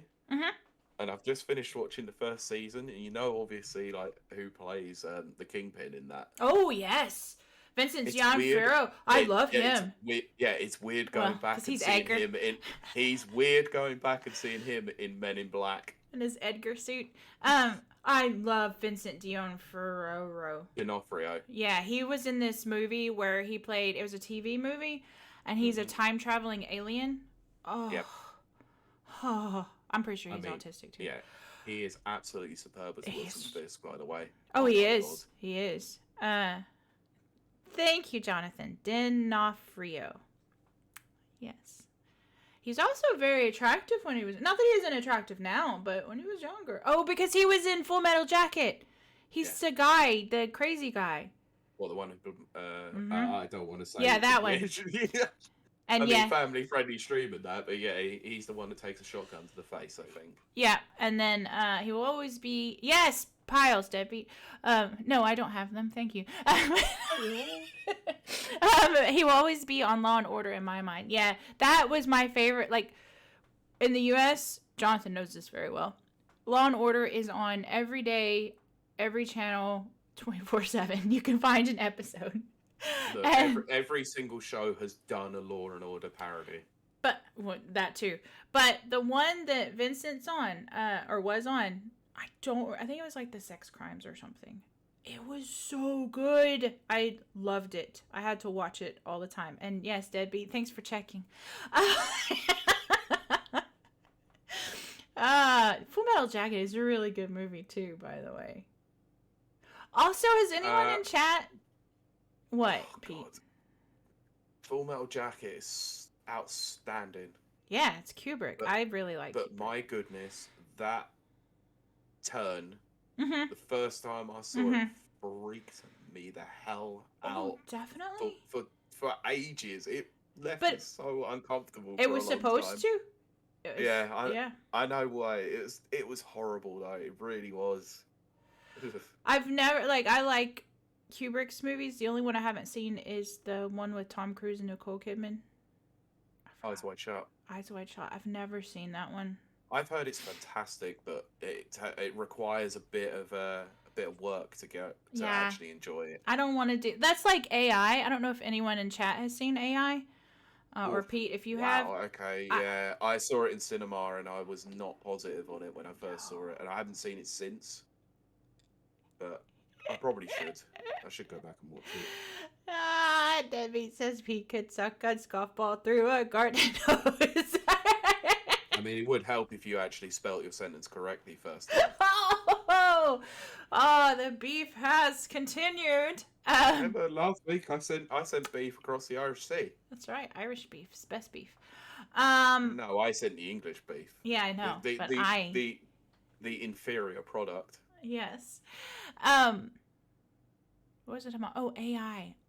I just could not, I had at the time a friend that did an actual popular movie podcast and a film discussion podcast, and he loved AI and he tried to sell me on it, and I just could not. I just couldn't. I just can't. It's better than you pronounce them. Ha ha ha, Wankstein.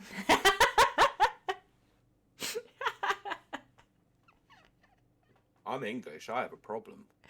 I mean, you just don't like what we do anyway, so you're just going to call out everything I do. That's right. So I'm sort of used to it by now, mate. Sort of used to it. But pretty sure I have to put the closed captions on every time I listen to your podcast every week. I'm joking. Whatever. I don't really. Whatever.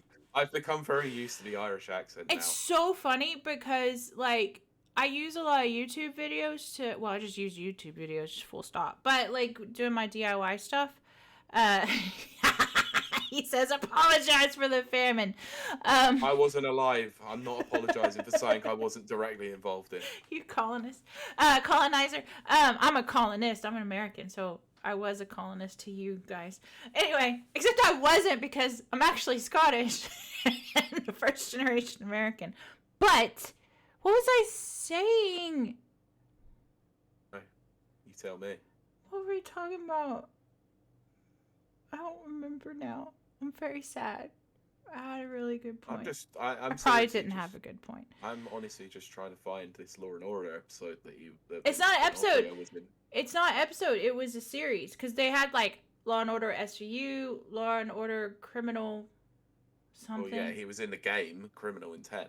Criminal Intent. That's it. Law and Order Criminal Intent. I enjoyed that very much.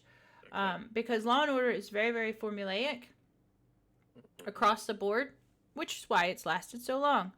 Yeah. But yes, Sci-Fi Pinocchio, the movie AI. So yeah, chat. Criminal Intents. Is that about camping? Yes, Jonathan. It's about the naughty things you do in your tent. But for real, have any of y'all seen AI? I would like to know if you like it. I despise the ending with every fiber of my being. That was because there was a reason behind the ending being terrible. Hurted.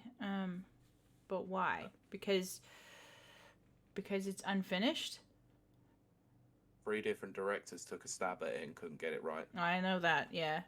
Because they weren't playing off the original source material that was left by Kubrick. It was then sort of amended by Spielberg. The entire movie has this feeling of anger running underneath it.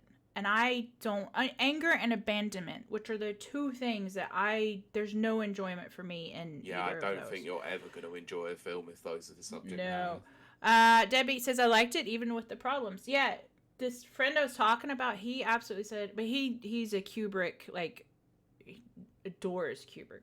Yeah, I need to go back and watch it again, because I might have been a bit too harsh on it at the time. I mean, yeah, it may also with exactly, Jonathan. Samesies. But it may even be that now that we're adults and everything, we can look back on it with different lenses. But I kind of don't think so, because that mom is so mean. She's so mean. I also couldn't get on board with really weird CGI Jude Law as well. Well, I thought he did really well as a sex robot. I also like the idea that there were male sex robots. I'm just not the biggest Jude Law fan. For some Well, reason. I was until he cheated on his wife with the nanny. In real life. He was that guy. Yeah. And then I was like, oh, I don't know about you. But see, that's kind of how I'm with Ewan McGregor. I know it's a very gray line whether he cheated or not on his wife, but it's very close. But I do love Ewan McGregor. Fair enough. I cannot wait for Obi-Wan. That trailer sucked. Pete did not like the trailer, guys. Screw Star Wars, not a fan, not even going to bother watching it. Book of Boba Fett was a waste of my time. I'm going to watch it, and if it's as good as I think it is, aw, Debbie, you're making me. He absolutely is. I love him even more. Everything for Virgin. There you go. Obi-Wan never cheated. See? You just want to collect the card. That's all it is. No, that sounds gross. That's why I said it the way I did. Yes. Obi-Wan is an awesome character. I think Ewan does a great job with him. He does. Mm-hmm. But I'm not about to start watching a show that's been wheeled out just because they need to appease some kind of Star Wars fan. Well, I'm gonna give it a chance because it is my favorite era of Star Wars and favorite character. So, and then Debbie says, I liked Boba Fett. The internet needs a lie down. I haven't seen it yet. I did watch Mandalorian. No, it was awful. It was utterly awful to me. Like, isn't the they butchered the hell out of an iconic character who had so much potential, but yet they just made it Mandalorian 2.5, and that wasn't enjoyable to me. It really wasn't. They changed everything about who he was. He was ruthless, but they made him such a bitch in the show. Have y'all ever seen the original Boba Fett when he takes his helmet off? It's behind the scenes picture. It's like the nerdiest guy with the a pedo stash and glasses, and it's like, oh, there's your Boba Fett. Yeah, see, that's my thing. He didn't have the biggest character in Empire, but he was a force to be reckoned with. You knew he was someone to be feared. I don't know, like, I don't know, that whole scene. Boba Fett did not do for me what it seems to have done for a lot of people. But to be fair, I am a Han Solo simp, and that I was caught up in him, his whole thing during that. That's fair enough. I mean, him being eaten by a Sarlacc is absolutely ridiculous in Episode 6 and should never have happened. They should have left that story. They should have left that. I mean, but fearsome bounty hunter gets foiled by his own jetpack, which is absolutely stupid. Oh no, I love that. That's like peak comedy. Peak comedy for me. If that's the idea of peak comedy, then George Lucas really is a crappy screenwriter. Well, he didn't write that one, thank goodness. Mostly did. I know Lawrence Kasdan was mostly involved with it, to be fair. But he obviously had to put the guidelines down about what the story was. The way Jonathan's phrased that kind of piques my interest. Now, again, I have not seen the Boba Fett series. Because I've never been interested in Boba Fett. But he says Boba Fett was fine. I like it as it was a man realizing he was created to be a weapon, which makes me think of Master Chief. Let's talk about that, by the way. And now wanted to save the world he once ruined. Okay, if that's a true assessment of Boba Fett, that makes me want to see it, immediately. I could see that. That is a very cool premise. I could see that interpretation of it. It's just... Let's talk about Master Chief very quick. So the first episode of Halo... Have to? It's going to be super brief, because... Do we have to, though? I'm over it. The first episode of Halo dropped. Haha! Dropped. I watched part of it. Sorry, I was reading the chat. I watched part of it because I couldn't make it through because holy crap, how did Steven Spielberg attach himself to this? There's nothing Spielbergian about it. The budget... Spielberg is not quite the same Spielberg that was once before. I agree with that, but you would think that the effects would be much, much higher than they are. If he was actively involved in it, rather than just putting Amblin onto it. Like putting Amblin's name towards it just for a credit. Probably, because it's terrible. I've become very cynical about Spielberg and Amblin because I don't think they've produced anything half decent for a long time. Probably not, but he'll always have a place in my heart because it's just the whole childhood thing. Of course. But, he has like iconic franchises and films. And all that, so. Brent says I don't think Spielberg stayed on when it moved to Paramount. I don't think it did either. I'm pretty sure. See, I didn't know that. I didn't think his name was attached. Terrible. I could not finish it. It is terrible. I don't. Also, and I get it. I get. Believe me, I know some of you out there that are going to listen to this VOD later have made your opinions known to me in DMs. I don't agree that the people who created it not playing the game or knowing anything about the game was a good thing. I think that was a bad thing. Which again, I'm not pooping on anyone's opinion. That's just my opinion. If you aren't familiar with the source material, don't make the movie. You get Super Mario Brothers that way. Yeah, don't get me started with that one. I could probably do a TED Talks on how annoying that was, to be honest. It's just. But, I think in this situation, if you're adapting anything from any kind of source material, be it game, TV show, book, comic, have a grasp on the source material and create a story based on the source material that may not be necessarily reflective of the main story. They could have very easily made a Halo series that didn't exactly center on Master Chief. Oh yeah, there's enough lore and universe there. There's so much there. But if they would have realized that Halo was a bit more lore heavy by actually playing the games, looking at some of the extended universe stuff and all of that, they would understand that there is a huge rich history here that they could easily pull from. They could have made it serialized. They could have done anything with it, but they chose the one that was going to get the most eyes on it as possible, Master Chief. Yeah, and it's like Deadbeat says, which is so true. I didn't see that before. So. Oh, he's just now posted it. Yeah. See, when they said they didn't use the game, I thought they used the novels. Oops, the novels, but they used nothing exactly. Which is stupid to me. They just went in completely blind. How can you not use anything? They just went, oh, Halo. And the thing is, and then Brent says Spielberg is listed executive producer for 9 episodes. See, he would have been able to tweak those. Executive producer doesn't always do anything on a project. An executive producer is merely just it's like money, but they can a name thing. It's so that they can stick your name on the project and say, oh look, executive producer, this person. But you'd want your reputation to be good, I would think. But here's my thing. I think Spielberg is long beyond that point where he cares about his reputation now. It's like he made Schindler's List and then just was like, I'm done. But here's my thing. I'm gonna think on that because I'm trying to remember the last good Spielberg movie. There isn't one after Schindler's List. That literally is it. Okay. I'm gonna go back and have a look. Well, of course, that's again. Let me reiterate. That's my opinion. Yeah. Yeah. That's not the end all be all, and people are gonna disagree, and that's cool. Of course, yeah. But here's the thing: Master Chief, much like Boba Fett, as Jonathan just did the little summary.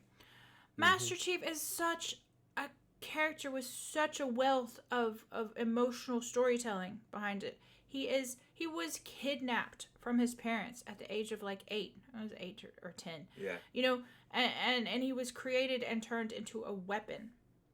Yeah. And he was inhuman, even though he was a superhuman, but he was inhuman. He was more machine than man. And then he meets Dr. Halsey. Well, Dr. Halsey knew him from when he was little. Yeah. And she becomes like a mother figure to him. And then she creates Cortana, and Cortana becomes, you know, she's the link to his humanity. And it's just like, there's so much layer and so much wealth of storyline there. Nothing. They didn't touch it. By the way, he takes his helmet off in the first episode. Yeah. I know, I heard that. Like, I know, like, to be fair, how are you going to do a Master Chief series without him showing his face? I did accept that, but... Very easily, you have Steve Downes and just never show his face. Yeah. Like the games. That's if you had a grasp on the source material, which these people clearly didn't. Yeah, well, see, this is the thing, and this is why I actually said this years ago, and Steve Downes hearted it, and I loved it, and it made me so happy. But Steve Downes voiced a character. We'll go as far back as Halo 3 even. He voiced a character that had no facial expressions. Yep. No, nothing. You could barely see a tilt of a head. Because it's Halo 3 graphics, you know. And he emoted like crazy through just the use of his voice. You theoretically could do that on a television show. You know, that's what I'm saying. Is Michael Barrymore under the helmet? Yes. You do not get that, do you? No, I don't. Oh, Michael Barrymore was a huge name over here for a long, long period of time. He was like a big personality over on British TV. Right. And then it's so abrupt, ended so abruptly after someone died in his swimming pool in a party that nobody can claim whether or not who killed the person. Ooh, and it's been ongoing for like 20 years. Oh my gosh. I've literally never heard of that person. Now I have to go research it. It's a really interesting story, at least. That's great bedtime reading. Brent says the Mandalorian. You mean Mandalorian? Yeah, I think I know what autocorrect. he meant. Yeah, okay. Mandalorian only took his helmet off twice across. That's who I used as an example way back when this started coming out. I was like, the Mandalorian. I mean, okay, he didn't speak. He didn't have to. It's a good show. I really like the Mandalorian. And Jonathan, because that was for when Baby Yoda needed his daddy. Yeah, can we not? Because I still have not watched. I know. I'm trying. That's why I'm not. That's why I'm being hesitant, Pete. It's all right because I'm not a Star Wars fan, so I'm not planning on watching it. Well, you should watch it. But No. Deadbeat says. I'd rather watch Arcane first. Oh, Arcane, yeah, watch that. Deadbeat says, finish the fight. Got goosebumps out of me. Aw. As someone who's was not a biggest Halo fan, even that got me. Yep. I know he's just said for F's sakes, Pete. And then Brent says, but maybe the story is going the way you want, as Master Chief defies orders to kill after a Forerunner artifact gives him visions of a family. That's not quite... I don't know. I will try again, because I do love Master Chief. I will try again, but... Yeah, Jonathan says, you're well past the spoiler territory at same time. Oh, don't you worry. I've seen them all already, which is why I have no inclination to want to go and watch The Mandalorian that much anyway. Deadbeat's right, though. Mando is a cracking space western, yes. Which harkens back to the original, Star Wars. Fine. But is that... It's more like Space Cowboys. Are most people saying that the Mandalorian is good because the sequel trilogy completely pooped the bed and people were actually looking for something good in Star Wars? I see that completely separate. Now, this again, just me. I don't even see it. I see these as not interconnected, which is probably wrong on my part. But I'm kind of the same way with like WandaVision and Loki and all this kind of stuff. Like, I know there's a connection, but I see them as their individual things. Yeah. Does that make sense? I do, but I can't see it like that because I think, obviously, in terms of the Marvel movies and TV shows, they're all part of the same universe, like the Mandalorian. I mean, they are. That's what I'm saying. They are. Sort of thing. They're all connected, but I still take them. I still don't look at them. I look at them kind of individually, but not quite. I look at them in that sort of respect. In the larger picture, larger narrative. Right. Yeah, I don't quite do that, but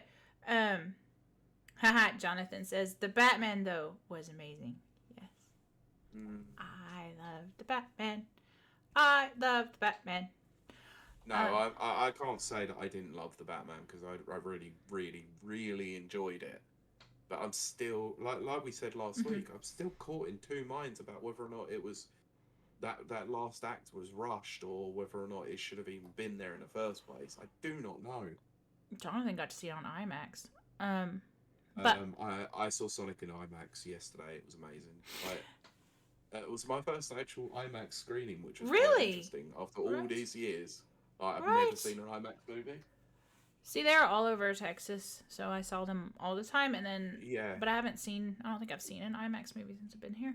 Well, But the one time I did want to go and see an IMAX movie, it was when The Dark Knight came out in 2008. But there weren't IMAXs weren't exactly like well accessible then. right, And the only one that we had was like the Science Museum in London. yeah.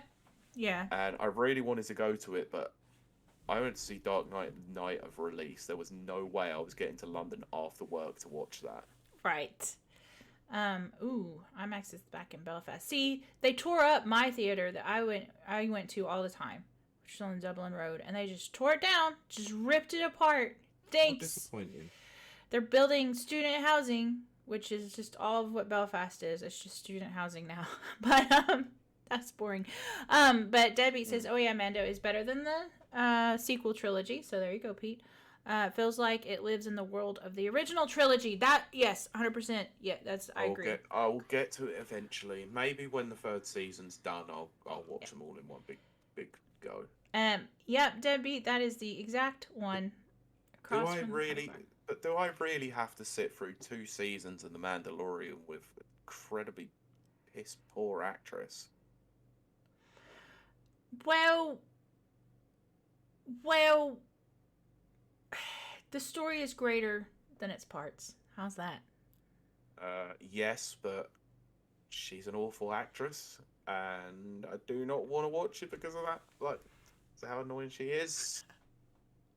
Yes. In fact, it's so annoying. Can't even remember what. Gina Carano. That's the one. Thank you. The one that I was compared to when I started my kickboxing career 12 years ago. And then also Starbuck is in there, and I love her. But let's see. Brent says, "You'll get a kick out of this, Kylie. One of my local theaters was converted to a church." Now, see, here it happens the opposite. There's so many churches here, they just get turned into things.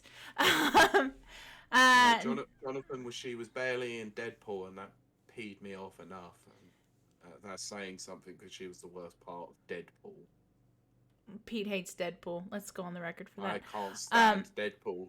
So for her to be more annoying than Deadpool says a lot. Deadbeat. Anyway, it happened during the pandemic. So I would say they started on it about a year ago, but it's completely torn down now. It's just a husk of like cement blocks. This is hilarious, by the way. What? Not the story of the cinema being. Okay. No, it's the fact that we'll do a small battle wrap like 50 minutes later. We're talking about everything under the sun, but just in case you want to know, the audio version of the episode will likely be out tomorrow evening now. Okay, let's see. No, it's fine. I'm enjoying this anyway. Gina Carano, you'll be fine. Pete, she's barely in it. Pete needs to unwind his panties. Deadpool is the only good Marvel movie. Yes. That's a shame. That was my usual when I meant. Yeah, I felt it. Yeah. Deadbeat, you are very much incorrect. Very much incorrect, because it's not a Marvel movie. It's a Fox movie. Oh, maybe that was his actual point, though, Pete. It is Deadbeat. No, I just wanted to do that. Just to win. But no, I mean, I love it. I know. I know. I'm just saying the same thing I've said so many times. You are incorrect. Oh man. There are better Marvel movies out there. Okay, like I'm not gonna completely disagree with you, all for the sake of obviously the fact that Never Watches is a thing, and I cannot technically. Oh yeah, you can't talk too much. I can't too much, but I do kind of agree that a lot of the Marvel movies have become very formulaic and by the book. Yes. And I don't. And I've mentioned this on Never Watches far too many times, and the fact that I think that the same versus same fights are very boring. Mhm. The over the over editing is also a Mhm. pain in the ass for me, and I don't like a few of them for filmmaking standpoints, but in terms of overall narrative, that's what I enjoy the most out of them. I will say this. I am looking so forward to the Madness one. Multiverse of Madness. Multiverse of Madness. Like, I said this before a couple weeks ago, but I'm legit hyped. I have not been hyped for a movie in a very long time, and that is awesome. Ooh, Jonathan, good point. Oh, Brent says, I agree with Pete. There are better ones. Deadpool is near the top, however. Good compromise. I like that. Look, I'm on a goddamn island when it comes to Deadpool. I know I'm like one of the only people in the world who dislikes it, but that's because I You like what you actively like. dislike Deadpool as a character. Yeah, you like what you like. There's nothing wrong with that. There is only one time I didn't mind him. When is that? When I wanted to annoy my friend playing Ultimate Marvel 3. Oh, right. Yes. Aww. And then he's the best character. Okay, well, Debbie says Pete's real name is Francis. Ha ha ha. You know, Francis is the bad guy, Pete. And then Jonathan says... what, you mean Ajax? Yes, Ajax. Which yes, is I know what you crazy. mean. Multiverse of Madness in the IMAX will rock. I agree, Jonathan. I might actually watch it in IMAX. I've already booked off the day so I can go and watch the midnight release. Guess what I did? Okay, so when I went to Batman show, I took 2 friends, and I bought up. Who then took 2 friends. Who then took 2? Who then also took 2 friends. I bought up the whole row. I mentioned that, just because sometimes I do stupid things. It didn't matter that I bought up the whole row. Because 2 people sat on my row. And then I was like, my friends were like, go tell the usher. And I was like, look, I may be the asshole that bought up the row, but I'm not the asshole that's going to be like, get off my row. You really would be like old man yelling at a cloud then. Yeah, I was like, it's not worth it. It's not worth it. I get it. I can't be that. Like, I don't mind being a little bit of an asshole, but I don't want to be that one. Any good movies releasing the last weekend of April? I actually don't know of any movies. US dates? I want to see Nightmare Alley. But I'll probably catch that streaming. I don't think it's showing in theaters anymore. Ooh, good. Brent may have an opportunity to see one then. If you like Batman, you should see The Batman. Did you see? What, if he's already seen it? No, if you haven't seen it. If you like Batman as a character. Oh, right. Pete, did you see the deleted scene? And then we'll wrap up in about 5 minutes. But did you see the... Oh, I'm not going to give any spoilers. But did you see the deleted I basically scene? did, yeah. What do you think? Good or bad? I can see why it was cut. Yeah, me too. It's unfinished. Yeah. I wasn't quite sold. But no, neither was I. But I was glad to see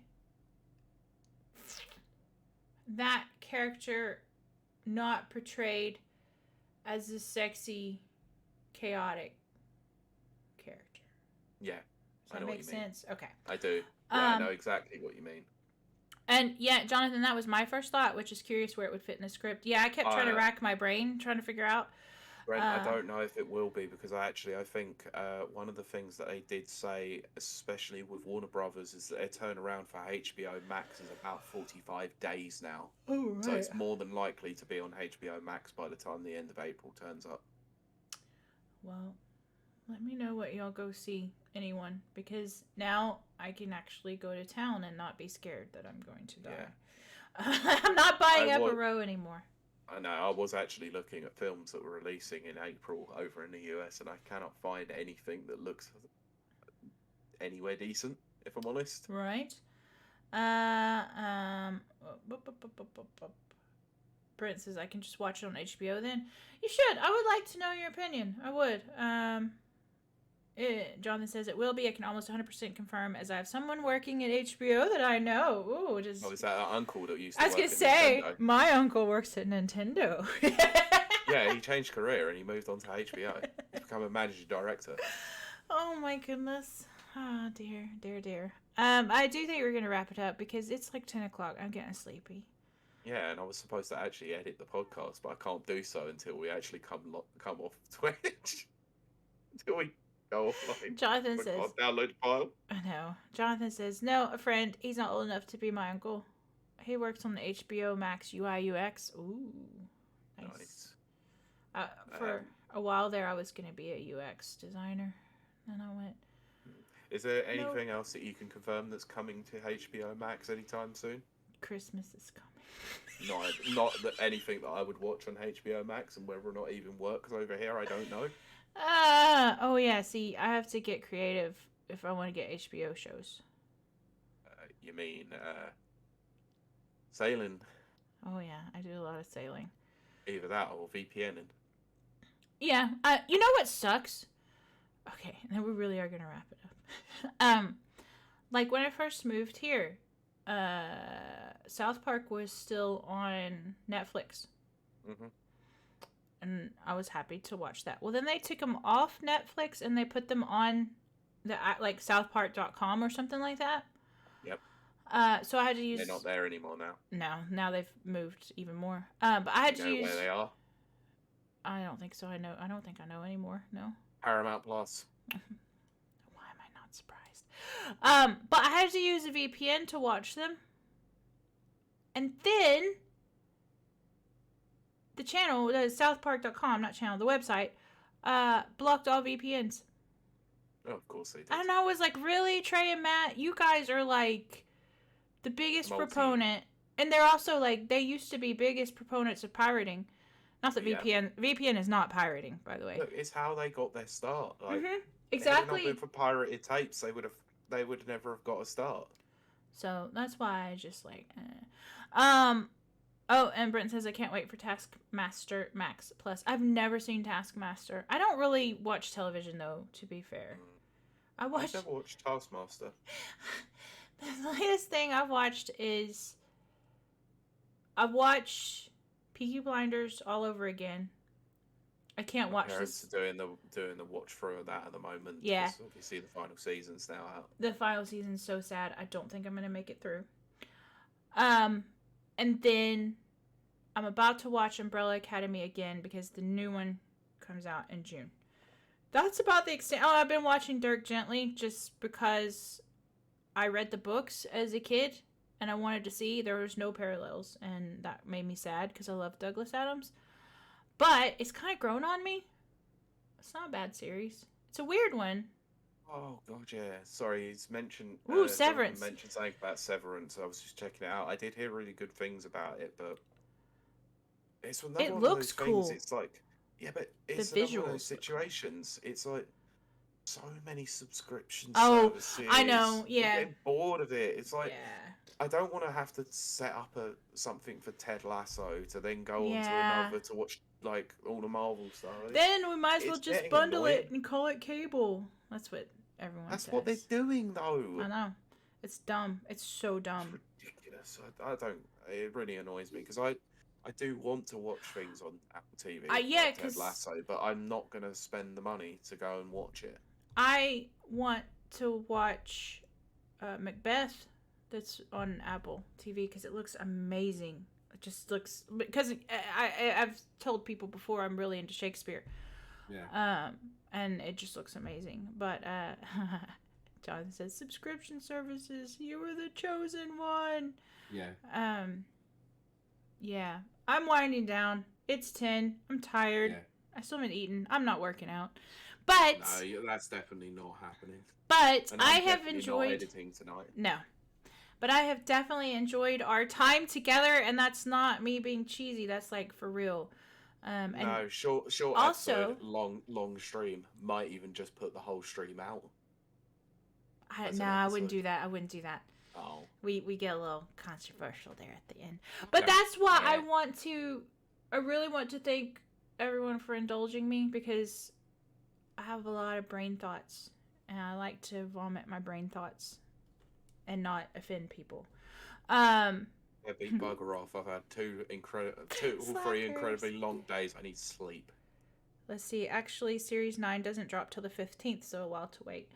Yeah, you got 2 weeks, just over 2 weeks. Perfectly fine. It's plenty of time to watch Peaky Blinders again. Yeah, a fair few of those. Yeah. But it kind of loses its spark about the third series, Okay. which is pretty typical for series that last a long time. It hits about the third, fourth series, and it goes boop. Yeah, I'm just looking forward to that monumental drop off in terms of Daredevil in the midpoint in season 2. Yeah. God damn it, Elektra. I started my rewatch of Daredevil a few weeks ago, and then I just haven't picked it back up. I got to the end of the first series, and God, that first series is still so good. It's very, very good. Shockingly good. And yes, Deadbeat, Cillian Murphy is a handsome bastard. He is a beautiful alien. And yeah. I would definitely say I would become gay for that man. Oh my gosh, What he's a so handsome beautiful. bastard. But he's beautiful. Like a Yeah. beautiful alien. Well, I was watching TV last night, and after I'd been out for a walk, got home and Peaky Blinders was just on the TV when I turned it on. And I just left it on just so I could watch a bit of it, and my God, what a man. What a man. He's an outstanding actor is the problem. He and Tom Hardy, when they're together, like the acting prowess. Tom Hardy's so over the top and just raw. And Cillian Murphy's so just, and it works perfect because it's that different dynamic, and it just, Yeah, Tom Hardy's always been more of a bombastic actor, except with Locke, when he actually was very subtle in that performance. Also in Mad Max, which I love. I love Mad Max. I'm not the biggest fan of it. I like it, but I'm not going to be like it's the greatest film of all time.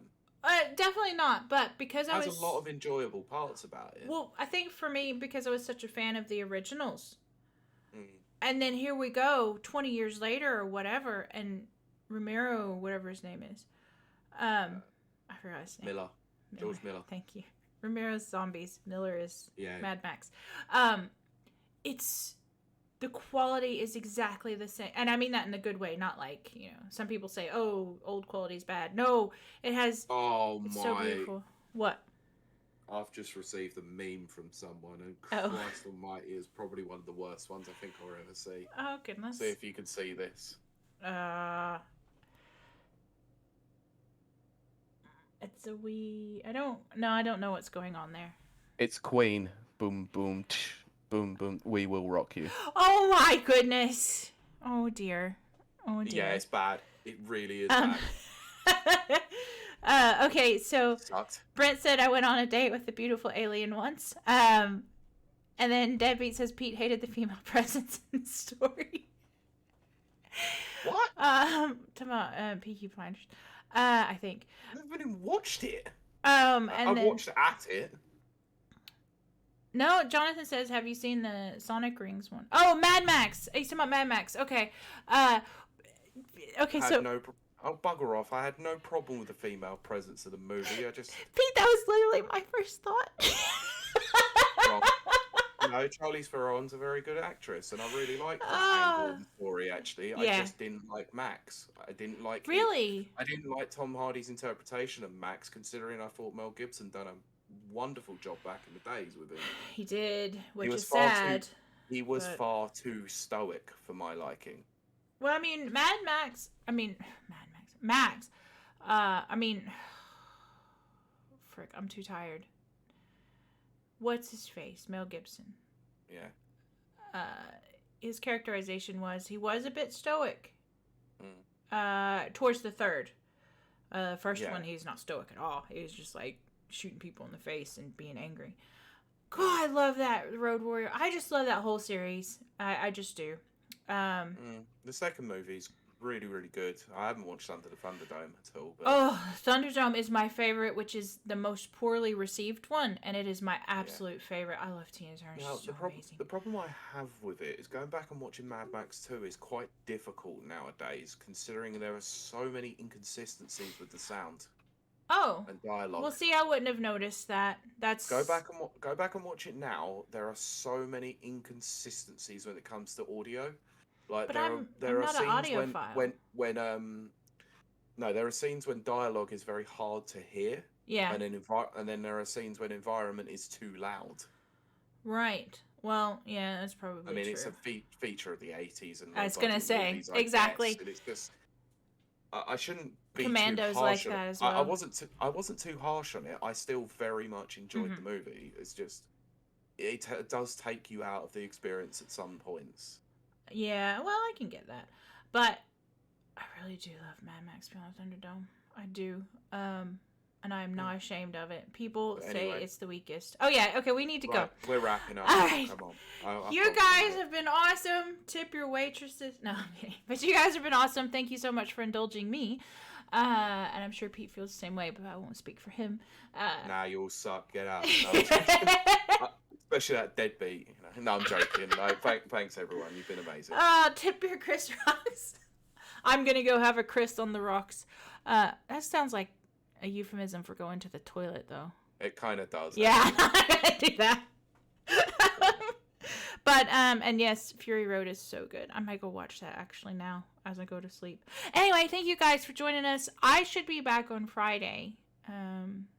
I'll be streaming a game, but it's me, so the game's not important. Just chat my ear off and make terrible jokes, and I will laugh. I may stream something later on in the week because obviously. Next Oh yeah, days, you got the new. Nowhere to go. Yeah, and you got your new setup and stuff. Yeah, but I was probably thinking of just streaming directly off the PlayStation because I've got a review game to do. Right, exactly. Well, that's what I was actually game. Yeah, but I was actually talking about your PlayStation being your new setup thing. Yeah, true. I haven't played it in a while, so it probably should get dusted off. Brain Thought Vomit stream. They're the best. That's what I'll be having on Friday. I'll be playing a game. Your stream. But yeah, I have ADD, so I have to have people talking constantly. Okay. All right, we're out of here. Thank you guys so much. Thank you. We will talk to you probably later than the week. In the week, not than the week. In the week. Yeah, probably. But if not, then we'll see you back here on Sunday for normal time, normal place. And it's going to be a fun one because obviously I couldn't say on the day what I was doing. That's why we delayed it. Yeah, exactly. And Pete doesn't have COVID, and he's not going to have COVID, so Sunday's going to be fun. That's all I'm saying. Yep. All right. All right. We'll talk to you later. Bye. Bye.